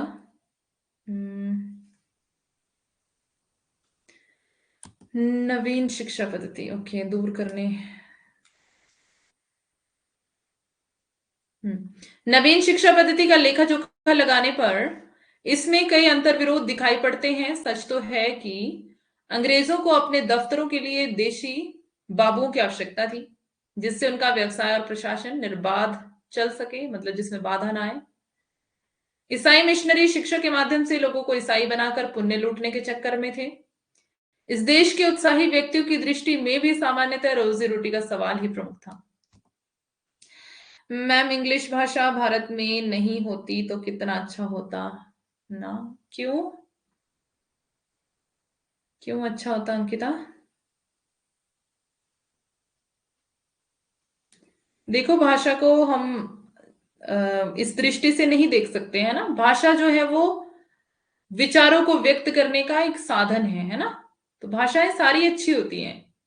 अब अंग्रेजी को हम इतना हीन नहीं मान सकते हैं, है ना। किसी भी भाषा को हम हीन नहीं मान सकते हैं, क्योंकि भाषा जो है वो सिर्फ हमारे भावों विचारों को अभिव्यक्त करने का माध्यम है, साधन है। ठीक है। तो इतना इस दृष्टि से भाषा को नहीं देखना चाहिए कि सिर्फ, मतलब भाषा वो अंग्रेजों की भाषा है इसलिए नहीं होनी चाहिए, है ना। तो भाषा को बस इसीलिए देखना चाहिए कि वो विचारों को अभिव्यक्त करती है, हमारी हमारे हम अपनी बात दूसरे व्यक्ति को समझा सके, है ना। तो वही एक साधन होता है, एक माध्यम होता है। आंधी आ गई, कहां पर आ गई आंधी? आपके वहां पर? साम्राज्यवादियों से यह आशा नहीं की जानी चाहिए कि वे उपनिवेशों की कल्याण कामना से कोई काम करेंगे। यह कहना कि इस शिक्षा पद्धति के कारण ही राष्ट्रीय भावना का उदय हुआ, कम भ्रांतिपूर्ण नहीं है। इस शिक्षा पद्धति के अभाव में भी राष्ट्रीय भावना का उदय होता ही। सभी देख के लोग अपना अपना भाषा को इम्पोर्टेंट देते हैं और इंडिया में बहुत अच्छी समझी जाती है इंग्लिश। देखो, अच्छी है सारी भाषाएं, है ना। हम किसी को अच्छा बुरा नहीं कह सकते, बस इतना ध्यान रखें कि भाषा जो है वो विचारों को व्यक्त करने का एक साधन है। हमें अपनी बात दूसरे तक पहुंचानी है तो हमें भाषा तो चाहिए ही, है ना। तो बस वही बात है, हीन दृष्टि से भाषा को नहीं देख सकते हम। अच्छा, हरियाणा में आंधी आई है। ओके, यहाँ पर भी आ रही है आंधी, राजस्थान में भी। Okay okay. आज मौसम खराब है सारी जगह, है ना। सारी भाषा अच्छी है, हाँ, सारी भाषाएं अच्छी होती हैं। बस ये एक, मतलब धारणा है एक मनुष्य के मन में कि भाषा जो अंग्रेजी जो है वो अंग्रेजों ने लाई है और अंग्रेजों ने गुलाम बनाया था इंडिया को, इसलिए तो थोड़ा हीन दृष्टि से देखा जाता है। लेकिन ऐसा नहीं है ना। आप स्टूडेंट हैं और आप मतलब हिंदी साहित्य के विद्यार्थी हैं, तो हमारी सोच ऐसी नहीं होनी चाहिए, है ना। हमें बहुत डीपली सोचना है हर चीज को। जैसे मतलब भेड़ चाल नहीं चलनी है कि दुनिया कहाँ जा रही है हमें उनके पीछे जाना है। हमें खुद का दिमाग लगाना है कि क्या जो संसार कह रहा है वो सही है, या जो हम मतलब कुछ इसके पीछे लॉजिक कुछ और है ना। तो ये ध्यान रखें। बस भाषा को इतना हीन दृष्टि से हम नहीं देख सकते हैं। हम साहित्य के विद्यार्थी हैं और हमें हर एक भाषा को इंपॉर्टेंस देनी है, क्योंकि हमें अपने विचारों को दूसरों तक पहुंचाना है। That's it. ठीक है। अच्छा, डिस्ट्रिक्ट रिवारी, विलेज बिसोहा। ओके, आपने तो पूरा ही एड्रेस दे दिया पिंकी। ये कहाँ पर है? एमपी में? यहाँ पर भी आई थी कल आंधी। अच्छा, आज नहीं आई आपके वहां? अच्छा, आपके वहां नहीं आ रही। सारी भाषा जरूरी है, यस, हाँ, सारी भाषा जरूरी है। हम्म। हमारे यहाँ भी आई थी दिन में आंधी, बट अभी साफ है मौसम। ओके। व्यक्ति स्वतंत्रता, आरजे, राजस्थान में, ओके। कहाँ पर है हम? यहाँ पर हेडिंग तो नहीं है ना कोई? व्यक्तिगत स्वतंत्रता, बताओ मुझे, मुझे मिल नहीं रहा ये बुक में, शायद मैं आगे पहुंच गई हूँ। भारतेंदु, अच्छा ये नहीं पढ़ा हमने अभी। हाँ, पिछली स्लाइड रह गई थी। भारतेंदु हरिश्चंद्र ने कौन सी पाश्चात्य शिक्षा प्राप्त की थी? कांग्रेस की स्थापना के पूर्व उनकी रचनाओं में देश काल की अनेक समस्याएं मुखरित हुई हैं।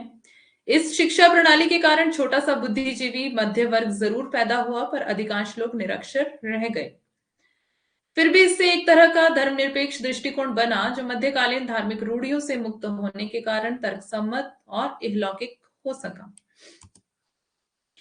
व्यक्तिगत स्वतंत्रता इसकी दूसरी उल्लेखनीय देन है, और उल्लेखनीय देन है आश्रम धर्मी घेरेबंदी से बाहर निकलकर व्यक्ति के अपने निर्णय को अहमियत मिली।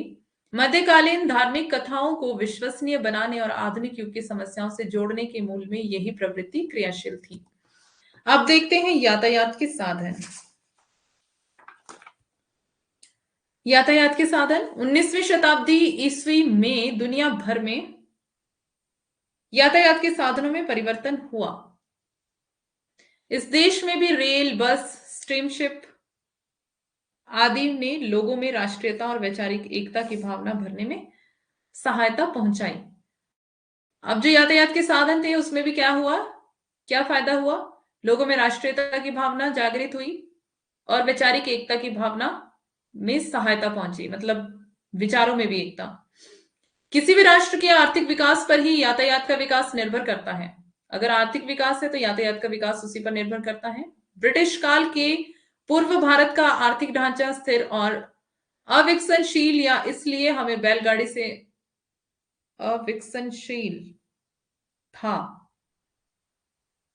होगा इधर, इसलिए हमें बैलगाड़ी से अधिक की आवश्यकता भी नहीं थी। मतलब क्या बता रहे हैं कि ढांचा, आर्थिक ढांचा पहले कमजोर था, बैलगाड़ियां ही चलती थी इंडिया में, है ना, तो अविकसित था देश। लेकिन जब ब्रिटिश शासन आया तो उन्होंने क्या किया, यातायात को बढ़ावा दिया, रेल चलाई, बस चलाई। आगे, इंग्लैंड की औद्योगिक क्रांति के कारण वहां के उद्योगपतियों के सामने यह समस्या हो गई कि वे अपने उत्पादन की खपत कहां करें और कारखानों के लिए कच्चा माल कहां से ले आए। भला उन्हें भारतवर्ष से अच्छा बाजार और कहां मिल सकता था। उन लोगों ने ईस्ट इंडिया कंपनी की सरकार से भारत में रेलवे की स्थापना और सड़क निर्माण के लिए अनुरोध किया। लॉर्ड डलहौजी, जो रेल निर्माण योजना का अगुवा था, लॉर्ड डलहौजी, ठीक है, ध्यान रखना, इसके मूल में निहित आर्थिक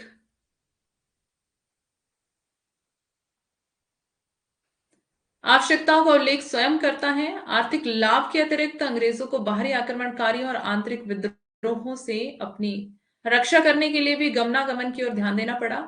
रेलवे की अच्छी सड़कों की सहायता से फौजों का एक स्थान से दूसरे स्थान पर पहुंचना सुगम हो गया।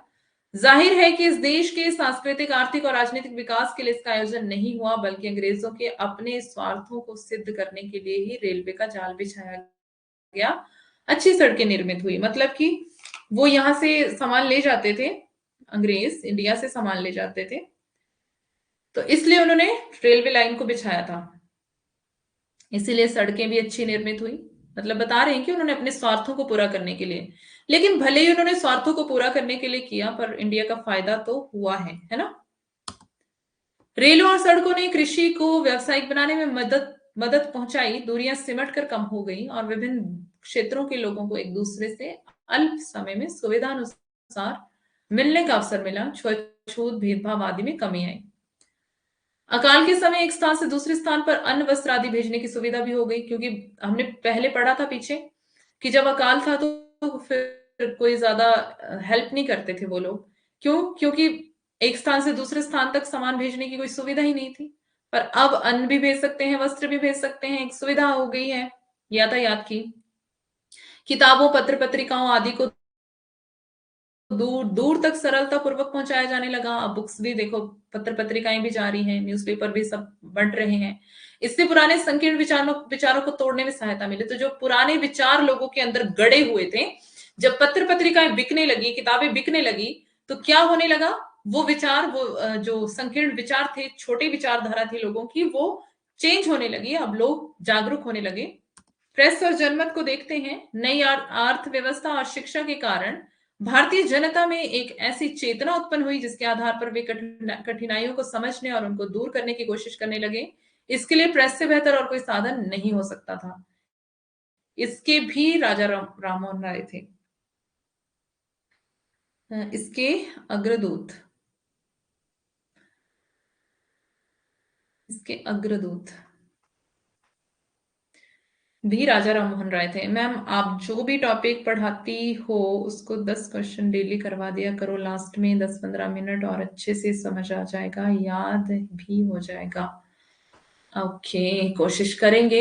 अभी तो सिलेबस कंप्लीट करना है, फिर आपका रिवीजन कोर्स अलग से चलेगा अभी इसके बाद, 15 मई के बाद। ठीक है, एमसीक्यूज उसमें होंगे सारे। अभी यूट्यूब पे क्लासेस चलने वाली है थोड़े दिन में, 3 बजे यूट्यूब पे क्लास हुआ करेगी, वहां पर एमसीक्यूज पीवाईक्यूज करेंगे हम। तो टेंशन मत ले, आपको आप कॉन्सेप्ट समझते चले, चीजें भी याद हो जाएंगी, है ना। कुछ हम ट्रिक्स के माध्यम से याद करेंगे, डोंट वरी, बिल्कुल भी चिंता ना करें, बस पढ़ने पे ध्यान दें आप, है ना। भारत में मुद्रण यंत्र स्थापित करने का श्रेय पुर्तगालियों को है। सन 1550 में उन्होंने 2 मुद्रण यंत्र मंगवाए और उनमें धार्मिक पुस्तकें छापी जाने लगी। 1674 इंडिया कंपनी द्वारा, ईस्ट इंडिया कंपनी द्वारा बंबई में मुद्रणालय खोला गया, मतलब जिसमें टाइपिंग हो, मुद्रण उसी को कहते हैं ना, टाइपराइटर। 18वीं शताब्दी में ही मद्रास, कलकत्ता, हुगली, बंबई आदि स्थानों में छापे खाने स्थापित किए गए। कुछ अंग्रेजों और मिशनरियों ने समाचार पत्र निकाले, किंतु अपने देश के संदर्भ में पत्र निकालने की पहल किसने की? राजा राममोहन राय ने। सन 1821 में संवाद कौमुदी, इंपॉर्टेंट है, का प्रकाशन आरंभ हुआ। संवाद कौमुदी पत्र, ताराचंद दत्त इसके संचालक और भवानी चरण बंदोपाध्याय संपादक थे इसके। यह एक साप्ताहिक बांग्ला पत्र था। इसे राजा राममोहन राय का सहयोग प्राप्त था। वे इसमें सामाजिक समस्याओं, ओहो, 1 मिनट रुकना, बैटरी लो हो गई है, चार्जिंग पे लगा के आते हैं हम। इसको हटा के जाती हूँ तो आप पढ़ लो तब तक।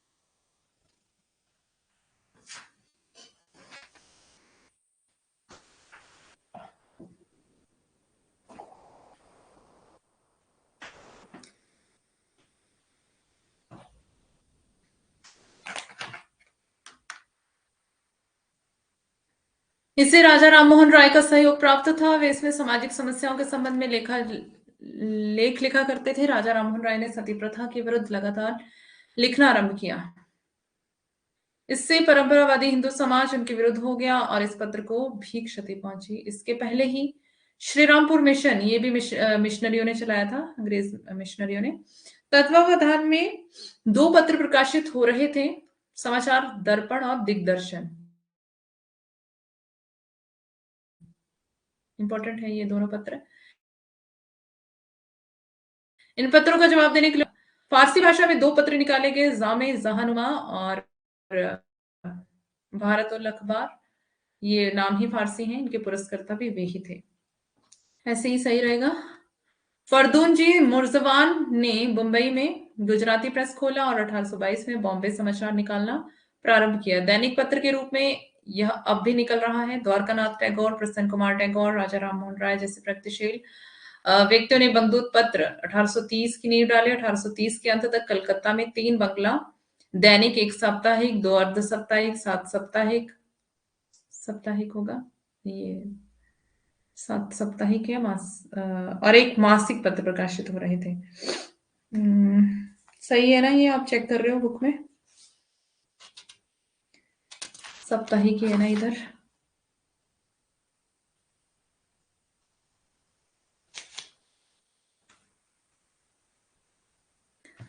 ओके, 1826 में हिंदी बहुत इंपॉर्टेंट है, पहला पत्र उदंत मार्तंड 1826 में। 1834 में कलकत्ता से ही प्रजा मित्र, ये भी इंपॉर्टेंट है, 1834 कलकत्ता से सुधा वर्षण, 1834 है। श्याम सुंदर दास, सॉरी श्याम सुंदर सेन के संपादकत्व में कलकत्ता से ही निकला, ये भी सभी इंपॉर्टेंट है सारे पत्र यार।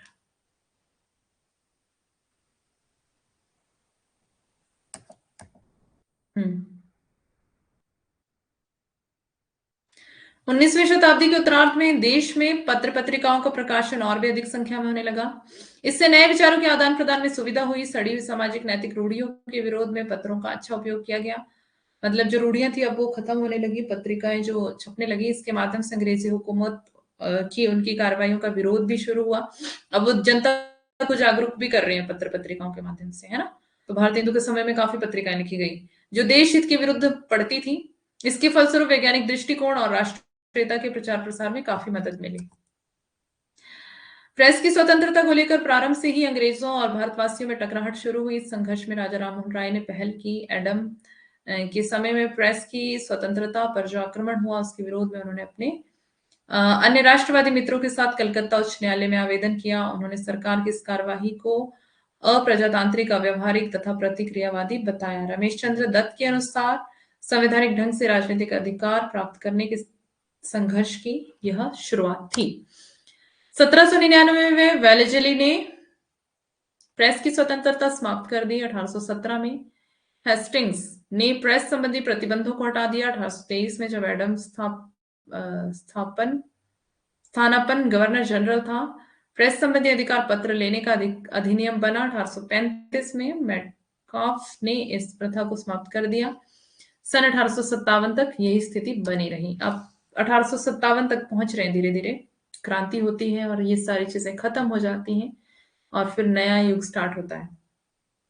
मुद्रणालयों की स्थापना के कारण विचारों, सांस्कृतिक, सामाजिक, राजनीतिक, धार्मिक आदि के प्रचार प्रसार की सुविधा ही नहीं मिली, बल्कि समाचार पत्रों के माध्यम से विचारों का विनिमय भी होने लगा। भारतीय पुनर्जागरण के लिए प्रेस का श्रमदान अत्यधिक मूल्यवान सिद्ध हुआ। पुनर्जागरण के नेताओं ने इस माध्यम का पूरा पूरा उपयोग किया। छापे खानों का प्रभाव साहित्य के लिए भी अत्यंत हितकर सिद्ध हुआ।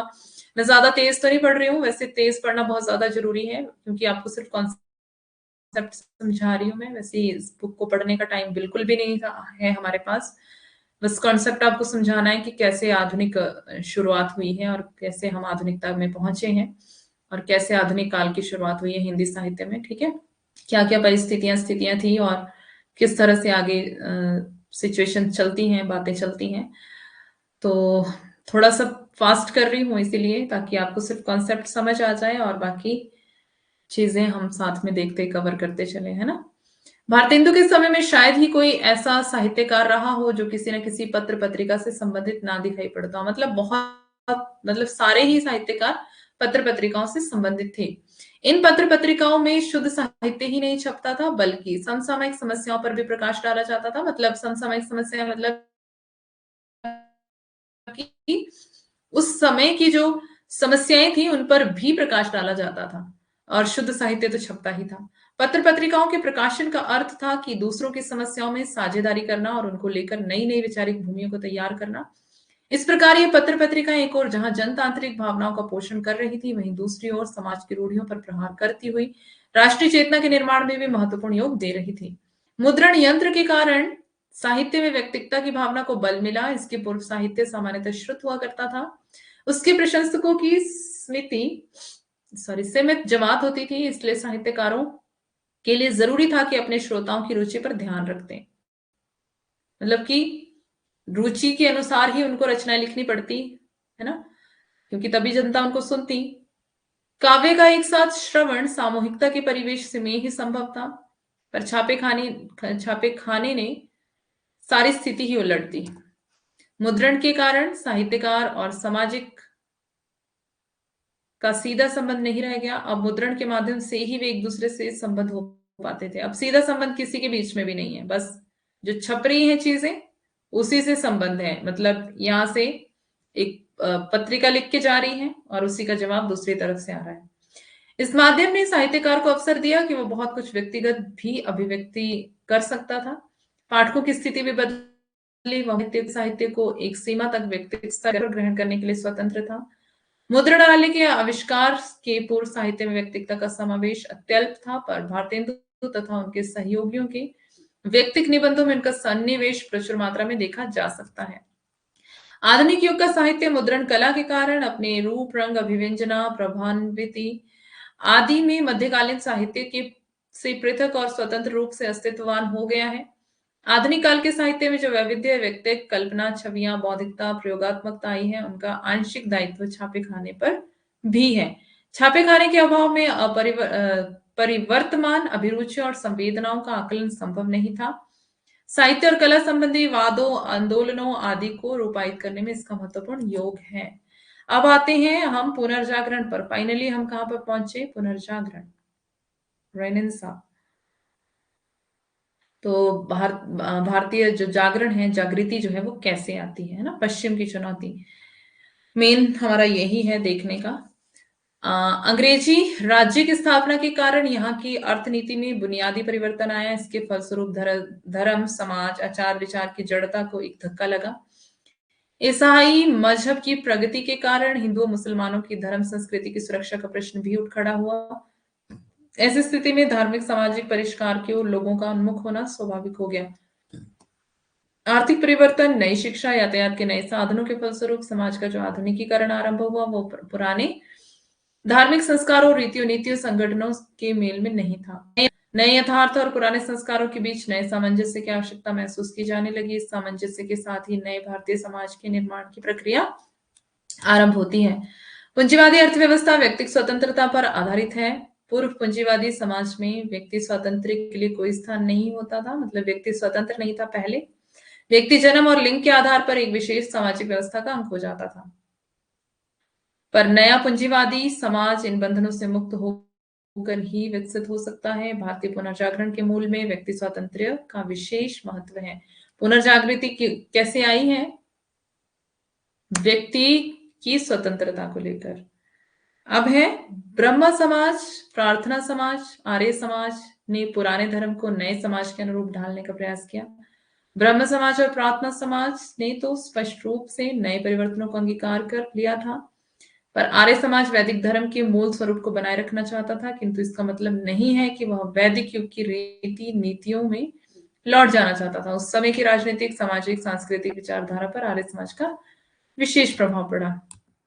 बस इतना ही है इस वाली पीडीएफ में। मध्यकाल में नए परिवेश के फलस्वरूप जाति प्रथा, छुआछूत, बाह्य आडंबर आदि के विरोध में भक्ति आंदोलन उठ खड़ा हुआ था।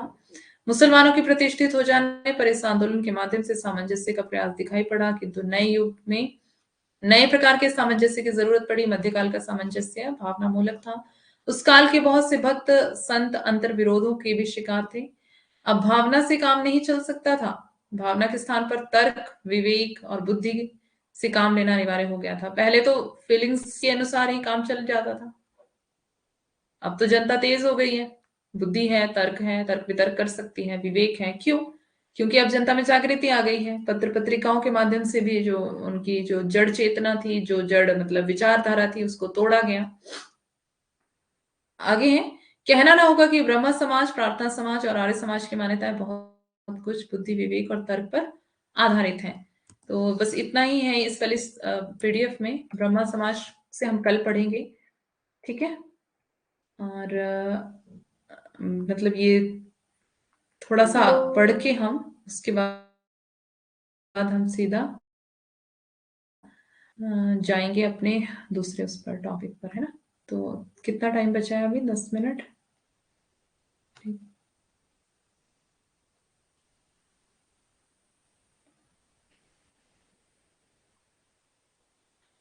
हाँ, तो 10 मिनट में पढ़ना है कि छोड़ दूं?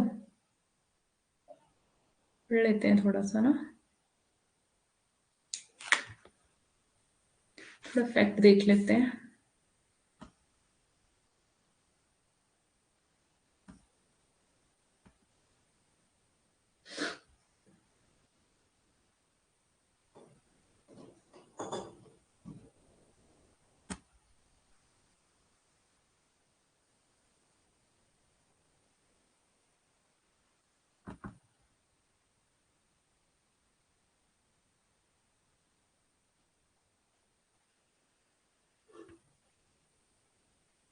कल कहाँ तक हमने पढ़ा था? यहाँ तक ना। कुछ बोल रहे हो आप? आपकी मर्जी, पढ़ा दो मैम। पढ़ लेते हैं। ओके। हम्म।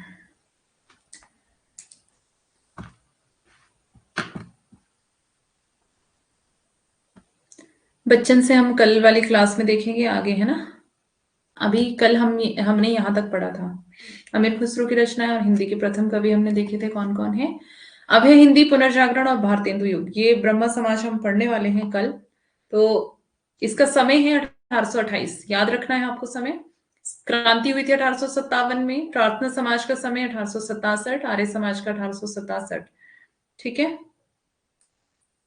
मिनट इस वाली बुक में भी एक बार मैं कंफर्म कर लूं कि दोनों का समय सेम है या आर्य समाज 67 और प्रार्थना समाज 67। ठीक है। तो अगर आपको डेट्स को लेकर कोई कंफ्यूजन होता है बाई चांस, तो आपको कौन सी बुक देखनी है? एक तो आपको देखनी है शुक्ल वाली, उसमें जो डेट्स दी है वो आपको सही माननी है। और बच्चन वाली बुक को देखना आपको, उसमें जो डेट दी है वो आपको सही माननी है। तीसरे नंबर पे आपको देखना है रामचंद्र तिवारी। ठीक है। पांडे में डेट्स गलत दी हो सकती हैं, उनके ऊपर ज्यादा विश्वास नहीं करना है। तो आपको जो ऑथेंटिक बुक्स हैं उन पर आपको ध्यान देना है, उनकी उनकी डेट्स पर आपको भरोसा करना है। ठीक है। आगे देखते हैं हम। अरिहंत। अरिहंत। अरिहंत बुक नहीं है बाबा। अरिहंत तो गाइड है। ऑथेंटिक बुक्स जो आपको बताई हैं, अरिहंत गाइड है। अरिहंत में बहुत कुछ गलत दिया हुआ है, उस पे सारी बातों पे विश्वास नहीं करना है। ठीक है। आचार्य रामचंद्र शुक्ल ने भारतेंदु युग का समय कितना बताया? 1868 से 1893 माना है। ध्यान रखना आपको। आचार्य शुक्ल भारतेंदु के विषय में क्या कहते हैं? एक और तो पद्माकर एवं दुजदेव की परंपरा में दिखाई पड़ते हैं, यानी कि ये रीतिकाल में थे। और दूसरा कथन है, ये शुक्ल का कथन है किसके लिए? भारतेंदु के लिए। इंपॉर्टेंट है, पूरा ही ध्यान रखना है आपको। ठीक है। सारा कुछ इंपॉर्टेंट ही है इसमें। मैम कहानी और निबंध की बुक कैसे मिलेगी? निबंध की पीडीएफ दे दी आपको, मिल गई है ना ऐप पर? कहानियों की भी मिल गई है, दोनों ही दे दिए मैंने आपको। ठीक है। प्रिंट आउट निकला है कि नहीं मुझे बताओ। प्रिंट आउट निकलना शुरू हुआ? भारतेंदु युग के कवि हैं भारतेंदु हरिश्चंद्र, बद्री नारायण चौधरी, प्रेमघन, अंबिका दत्त व्यास, ठाकुर जगमोहन सिंह, राधा कृष्ण दास, राधाचरण गोस्वामी। इनको भी याद करने के लिए एक ट्रिक है जो बाद में आपको बताऊंगी, अभी नहीं। ठीक है। भारतेंदु युग के कवि नहीं निकला? अच्छा, किसी का भी नहीं निकला? ओके, चलो अभी तब तक, जब तक नहीं निकल रहा तब तक पढ़ो तो सही। पीडीएफ जो दी है उससे पढ़ो, है ना। भारतेंदु युगीन काव्य प्रवृत्तियां, राष्ट्र प्रेम की भावना, राधा कृष्ण दास कृत 12 मासा, सामाजिक दुर्दशा का निरूपण, कौन करे जो नहीं कर कसकत, सुनी विपत्ति बाल विधवन की, प्रताप नारायण मिश्र की पंक्ति है ये। क्या बता रहे हैं ये? इनका कहने का मतलब क्या है कि कौन सा करेजो मतलब कि अ, कलेजा मतलब कि दिल, कौन सा दिल जो है वो पिघलता नहीं है, परेशान नहीं होता है बाल विधवाओं की स्थिति को देखकर। तो बाल विधवाओं पे, ज्यादातर विधवाओं पे लिखा है प्रताप नारायण मिश्र ने। अगर कोई ऐसी पंक्ति है तो ध्यान रखना। श्रृंगारिकता, भारतेंदु कृत प्रेम माधुरी, प्रेम तरंग, प्रेम फुलवारी इसी से संबंधित है। आगे भक्ति भावना, भारतेंदु कृष्ण भक्त, भक्ति भावना के आगे डैश होगा। भारतेंदु कृष्ण भक्त कवि कहे जाते हैं। ठीक है। भारतेंदु कृष्ण भक्त कवि हैं, ध्यान रखना। प्रकृति चित्रण, तरनी तनुजा तट तमाल तरवर बहुछाए, भारतेंदु की पंक्ति है प्रकृति चित्रण को लेकर। हास्य व्यंग्य, प्रताप नारायण मिश्र कृत हरगंगा और बुढ़ापा इससे संबंधित है। कैसी है ये? हास्य व्यंग्य वाली रचना है ये, हरगंगा और बुढ़ापा। समस्या पूर्ति, कोई एक पंक्ति समस्या के रूप में दी जाती थी, तो पहले पता है क्या होता था? कौन सी बुक से पढ़ा रहे हो मैम आप? ये देखो, ये अलग अलग किताबों से हैं, ठीक है, पांडे में भी मिल जाएगा आपको ये सब। ये अलग अलग किताबों से हैं, जो मैंने यहाँ फैक्ट वाली पीडीएफ रखी है, अलग अलग जगहों से हैं, तो उसके लिए कोई पर्टिकुलर एक बुक नहीं रखी है, आप सारे नोट्स बना लेना। ओके। समस्या पूर्ति, कोई एक पंक्ति समस्या के रूप में दी जाती थी, तो पहले क्या होता था कि एक पंक्ति दी जाती थी कि आपको इस पंक्ति को पूरा करना है, तो वो एक्चुअल कवि वही माना जाता था जो उसको पूरा कर पाता था, ठीक है। कविगण अपनी कल्पना करते हुए कविता लिखकर उसे पूरा करते थे, मतलब उनका टेस्ट भी इसी तरह से लिया जाता था। काव्यानुवाद, श्रीधर पाठक, सीताराम और भारतेंदु ने काव्यानुवाद किया है। भारतेंदु का समय 1850 से 85, इनके गुरु थे शिव प्रसाद सितारे हिंद, इनका पूरा नाम शिव प्रसाद सितारे हिंद, ठीक है। इनकी रचनाएं लगभग 70 हैं। काव्य ग्रंथ, भक्ति सर्वस्व, वर्षा विनोद, फूलों का गुच्छा, बंदर सभा, विजय वल्लरी, ये जो बहुत ज्यादा इंपॉर्टेंट है। फूलों का गुच्छा खड़ी बोली में है ये वाली रचना।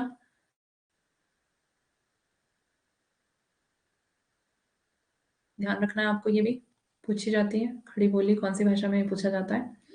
हाँ, नीचे दिया ही हुआ है, मैंने देखा नहीं।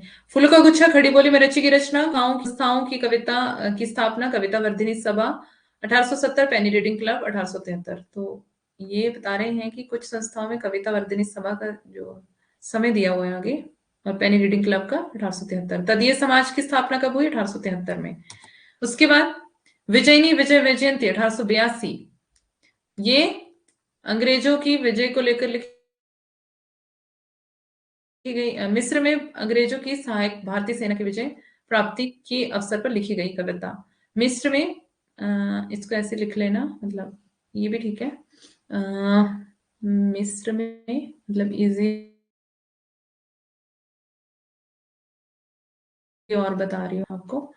मिस्र में भारतीय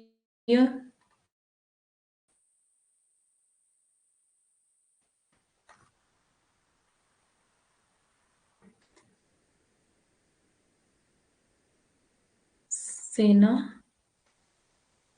की लेकर, ठीक है। कुछ काव्य रचनाएं विभिन्न शैलियों के आधार पर, बंदर सभा पैरोडी शैली में है, वर्षा विनोद लावनी है, और समदिन एक समदिन मधुमास है, गाली है वो। ये आपको पांडे में मिल जाएगा सारा, ठीक है, वहां पे देख लो।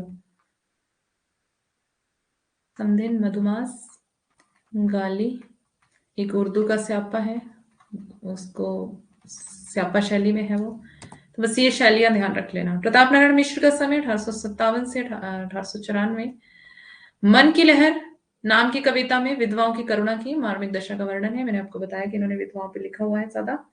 बद्री नारायण चौधरी प्रेमघन का समय 1855, अब्र उपनाम से कविता लिखते थे। मयंक महिमा की रचना खड़ी बोली में लिखी गई है। आनंद अरुणोदय एक इनकी अन्य प्रसिद्ध रचना है। अब्र उपनाम से लिखते थे। अब्र का मतलब होता है बादल, ठीक है। अब्र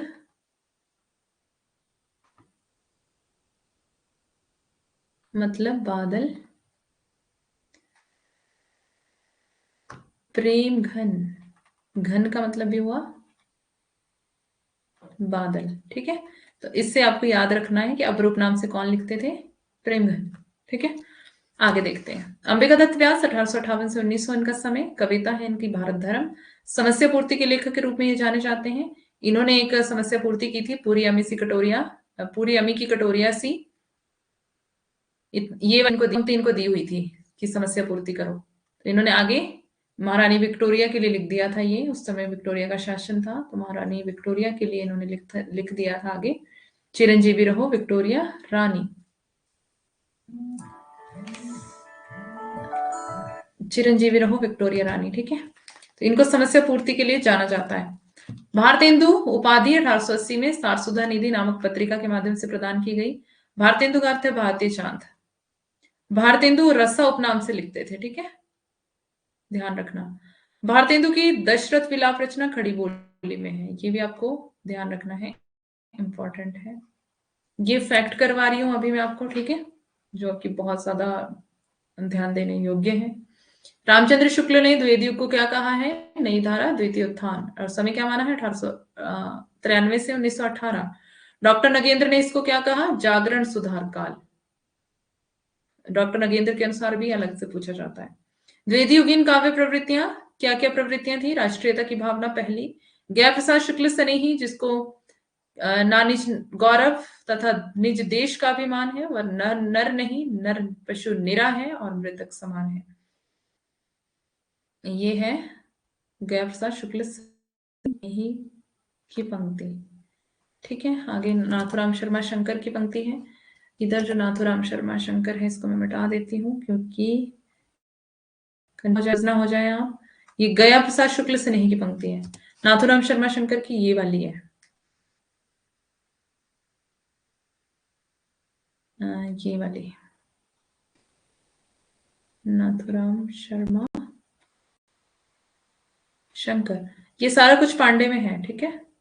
देशभक्त वीरों, मरने से नेक न डरना होगा, प्राणों का बलिदान देश की वेदी पर करना होगा। देशभक्ति से संबंधित कविताएं उस समय लिखी जा रही थी। मैथिली शरण गुप्त की रचना भारत भारती को देशभक्ति कविताओं के लिए प्रतिबंधित कर दिया गया था। मतलब अंग्रेज प्रतिबंध लगा देते थे जब कोई देशभक्ति पर लिखता था, क्योंकि अंग्रेज नहीं चाहते थे कि जो भारतीय जनता है वो जागरूक हो जाए और उनके अंदर देशभक्ति की भावना जगे, क्योंकि उनको पता था तो हमारा राज्य खत्म हो जाएगा अगर देशभक्ति लोगों के अंदर जाग गई तो। इसलिए जो भी लिखते थे देशभक्ति पर उनको जब्त कर लिया जाता था अंग्रेजों के द्वारा। अंग्रेज सरकार उनको जब्त कर लेती थी, लिखने नहीं देती थी। प्रेमचंद की भी बहुत सारी रचनाएं जब्त हुई है। इतिवृत्तात्मकता, ये शैली पूछी जाती है कि कौन से युग की है, तो ये द्विवेदी युग की है, ठीक है। ये भारतेंदु युग की नहीं है, द्विवेदी युग में है इतिवृत्तात्मकता। इसमें पॉइंट्स में पूछा जाता है ये, है ना, द्विवेदी युग में है ये। द्विवेदी युग की मुख्य विशेषता है ये, ठीक है। इतिवृत्त का शाब्दिक अर्थ है कथा, अर्थात किसी घटना को बढ़ा चढ़ाकर प्रस्तुत करना। भारतेंदु युग में मुक्तक शैली में रचना होती थी, जबकि द्विवेदी युग में हमें प्रबंध काव्य ग्रंथ दिखाई देंगे, जैसे गुप्त की साकेत। गुप्त कौन? मैथिली शरण गुप्त। जयदत्त जयद्रथ वध भी मैथिली शरण गुप्त की है। पंचवटी और यशोधरा भी, द्वापर भी, ये सारे प्रबंध काव्य हैं, ये आपको याद रखने हैं। शुक्ल का एक कथन है, प्रबंध एक विस्तृत वंशस्थली और मुक्तक एक चुना हुआ गुलदस्ता, है ना। हरिऔध का प्रिय प्रवास, वैदेही वनवास, ये क्या है? प्रबंध काव्य है। जो प्रबंध है इंपॉर्टेंट है, ध्यान रखना। रामनरेश त्रिपाठी का मिलन पथिक मानसी और स्वप्न, ये इनकी रचनाएं हैं। मानसी कहाँ है? आगे है। मानसी मुक्तक शैली में है। मिलन पथिक और स्वप्न, ये तीनों प्रबंध काव्य हैं। ये तीनों प्रबंध काव्य हैं और मानसी जो है वो मुक्तक शैली में है, इसको आपको ध्यान रखना है। आदर्शवाद और नैतिकता तीसरा इनका प्रवृत्ति थी द्विवेदी युग की। प्रिय प्रवास की नायिका राधा लोक सेविका के रूप में दर्शाई गई है, ये मैं आपको पहले भी बता चुकी हूँ। मैथिली शरण गुप्त की पंक्ति, मनोरंजन न कवि का कर्म होना चाहिए, उसमें उचित उपदेश का मर्म होना चाहिए। यहाँ गर्म लिखा, मर्म होना चाहिए उचित उपदेश का। तो ये मैथिली शरण गुप्त की पंक्ति है, इंपॉर्टेंट है। तो ये बता रहे हैं कवि का कर्म सिर्फ मनोरंजन करना नहीं है कि जनता को मनोरंजन करे, वो उचित उपदेश होना चाहिए कविता में ताकि जनता सीखे। और जो ये है प्रिय प्रवास की नायिका राधा लोक सेविका के रूप में, मैंने आपको बताया था ना, गोपियों के साथ राधा की, प्रिय प्रवास की नायिका जो राधा है उसकी तुलना की थी, है ना। गोपियां क्या कहती हैं? मधुबन तुम कत रहत हरे, मतलब मधुबन बगीचे को कहती हैं कि तुम हरे भरे क्यों हो, कृष्ण यहाँ पर नहीं है तो तुम्हें भी सूख जाना चाहिए कृष्ण के वियोग में। और राधा क्या कहती है? प्रिय प्रवास की राधा कि तू विश्व सुंदरी, कुछ ऐसे करके है, तू बड़ फूल फल, ऐसे करके वो कहती है। मतलब कि अगर मैं वियोग में हूं, राधा भी वियोग में होती है ना, तो वो कहती है कि मतलब अगर मैं नहीं, वो उर्मिला है शायद, वो उर्मिला है, ठीक है, ये राधा है, ये लोक सेविका के रूप में दर्शाई गई है, वो अलग है, मैं उसके साथ कंफ्यूज हो गई थी। यही लाइन पढ़ी लग रही है मैम। हाँ, पढ़ी हुई है, पढ़ाई है मैंने। प्रकृति चित्रण श्रीधर पाठक का कश्मीर सुषमा, जबकि प्रिय प्रवास में प्रिय प्रवास प्रिय सॉरी श्रीधर पाठक का कश्मीर सुषमा, इनकी जो रचना है ये। प्रिय प्रवास में दिवस का अवसान समीप था, हाँ ये वाला है प्रिय प्रवास की पंक्ति। दिवस का अवसान समीप था, गगन था कुछ लोहित हो चला, ये वाली पूछी गई है पंक्ति। जैसी पंक्ति मिलती है सामाजिक समस्याओं पर। गुप्त ने यशोधरा में लिखा है, अबला जीवन है तुम्हारी यही कहानी, आंचल में है दूध और आंखों में पानी। इंपॉर्टेंट, एमए में पढ़ा था। हम्म, ठीक है, अब कल पढ़ेंगे है ना। मेरी अब आईज में से पानी निकलने लगा है, कल पढ़ते हैं।